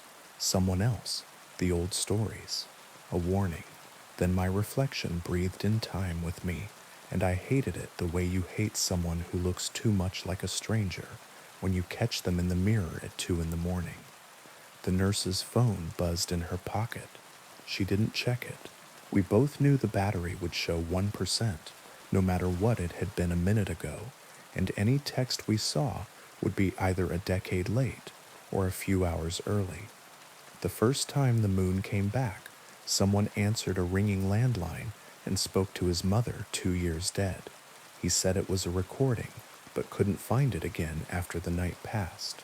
The second time, Ms. O'Hara opened her email and watched new messages sort themselves by age, like a deck of cards with names she had forgotten she'd lost. The third time, a radio station started carrying a baseball game from the year we still had a team. You learn what to pick up and what to let ring. When the howl came, it came from behind the grocer's. It wasn't a wolf's, it was a voice stripped of words. The sound of a person at the exact age where rage is a coat that fits. Men who hadn't stood since the plant closed, stood. Women who hadn't put their hair up since the last wedding, put their hair up. Old people bowed their heads. Children who'd been born in the dark turned their faces to the light, as if something had reached through skin and tugged. The nurse said very softly, "If you have to do it, you do it clean." "I know," I said, and discovered that I did. We didn't go out. Other people did. It is hard to write the night because it wrote us. I saw figures cross the street fast enough to leave a second figure behind them, made of light. I saw a shadow detach from a fence and decide it had been wrong about the fence, then return to it with relief. I saw 2 shapes grapple in the alley like a tangled conversation and then step apart, and one of them wiped his mouth with the back of his hand, and the other smoothed her dress, and they both walked away, and in the morning neither would remember whose house they came from. I slept sitting up, head against the wall, neck at an angle that would punish me all week. I woke to quiet that pretended to be ordinary. The light had softened. The moon had gone behind its old curtain, as if it hadn't been in the room at all. In the street, someone had dragged a hose to the gutter, and the water came out pink and then clear. The nurse made coffee stronger than it needed to be because she likes to test her heart. We went out together, and the town did the thing towns do after disasters. We decided what the story was going to be. The grocer boarded a door that had lost interest in hinges. Mr. Kozak swept his stoop and did not, for the rest of his life, touch his ears in public. The parish ladies collected the names of those who hadn't come home and wrote them on index cards and stacked them with rubber bands in a drawer no one else uses. I walked down to the bridge with a bucket and threw water over the places where footprints looked more like paws than feet, and told myself I was trying to keep the smell down. When someone asked about the list of names from the hall where the stairs used to be, the nurse said radio interference, and the person who asked accepted it because people who live in valleys learn what to blame. That night, the clouds were obedient again. The mountain put its hat back on. Dogs slept like they'd done a job. The river went the way it always goes. We all pretended to be relieved, but relief is a muscle, and if you use it too much, it shakes. 2 weeks later, the light rose again, not as bright. The coin kept its thumbprint. The list began sooner, in another part of the house, this time in the gap where the dumbwaiter once ran. Different order, different names at the top, same careful tone. We didn't wait for the howl. We didn't need to. The town was ready in a way that makes you proud and sick. You want me to tell you it was wolves, that it was a man, that it was mass hysteria, that the mountain houses a frequency that rattles fillings and makes people do religious things and bite. I can't. All I can tell you is what it felt like to live inside a town that keeps itself small on purpose and then watches something bigger put its hand over us and ask us to breathe with it. I can tell you what it is to walk on all fours because the ground has learned your name and wants to hear it the slow way. I can tell you that some people came back with scratches they couldn't place, and some came back with debts they refused to pay, and some didn't come back, and we folded their names into drawers and told the children different stories about where doors lead at night. And me, the third night the moon returned, I went to the bridge early and sat in the shadow where it couldn't find me. A shape joined me there. Not a man, not anything you could elect or arrest. A presence like a posture you remember from someone you loved. It didn't speak. It didn't need to. It smelled like coins and pine pitch and the inside of a new barrel. It pressed warmth into the air like an animal that had lived too long outside and remembered blankets. It leaned its weight against the post, and I leaned mine back the way you lean against a friend when there's only one bench. When it was over, I went home with blood under my nails and a voice in my throat that would not be mine for a while, and a name in my ear that I will not write. I washed my hands. I slept. I woke. The nurse knocked at the back door and handed me a cup and did not ask. We sat in the kitchen while the fan tried hard and failed to drown out the memory of light, and we decided what words we would use if anyone asked, and we decided that if anyone asked too, well, we would move, and we decided that moving is only a different kind of staying. Since then, the calendar doesn't make sense. The moon comes when it wants. A thin glance at a bus stop, a bright slap at the river, a sudden coin above the grocery when the delivery truck's back is open, and the cases of tomatoes shine like somebody's idea of a heart. We are not surprised anymore. We are careful in pairs. We keep iron where it makes sense, and sometimes where it doesn't. We speak our names aloud at noon, so they are heavy enough to hold at night. We keep a list of who should not be met on the street after midnight when the light is white, and we keep a list of who should be walked home, even if they say they don't need it. On bad nights, the list of names comes from the hall where the stairs used to be, and from the dumbwaiter shaft, and from the crack in the cellar wall that lets in a thread of river smell, and from the mouth of the stove, and from the back of my own teeth. I put my hand on the table and count to 40 and don't get up. On good nights, the clouds are stubborn and the dogs snore, and I make soup with onions for the smell, and the nurse sits with me, and we play cards, and we both look at the window at the same time, for no reason at all, and are pleased when the glass is only glass.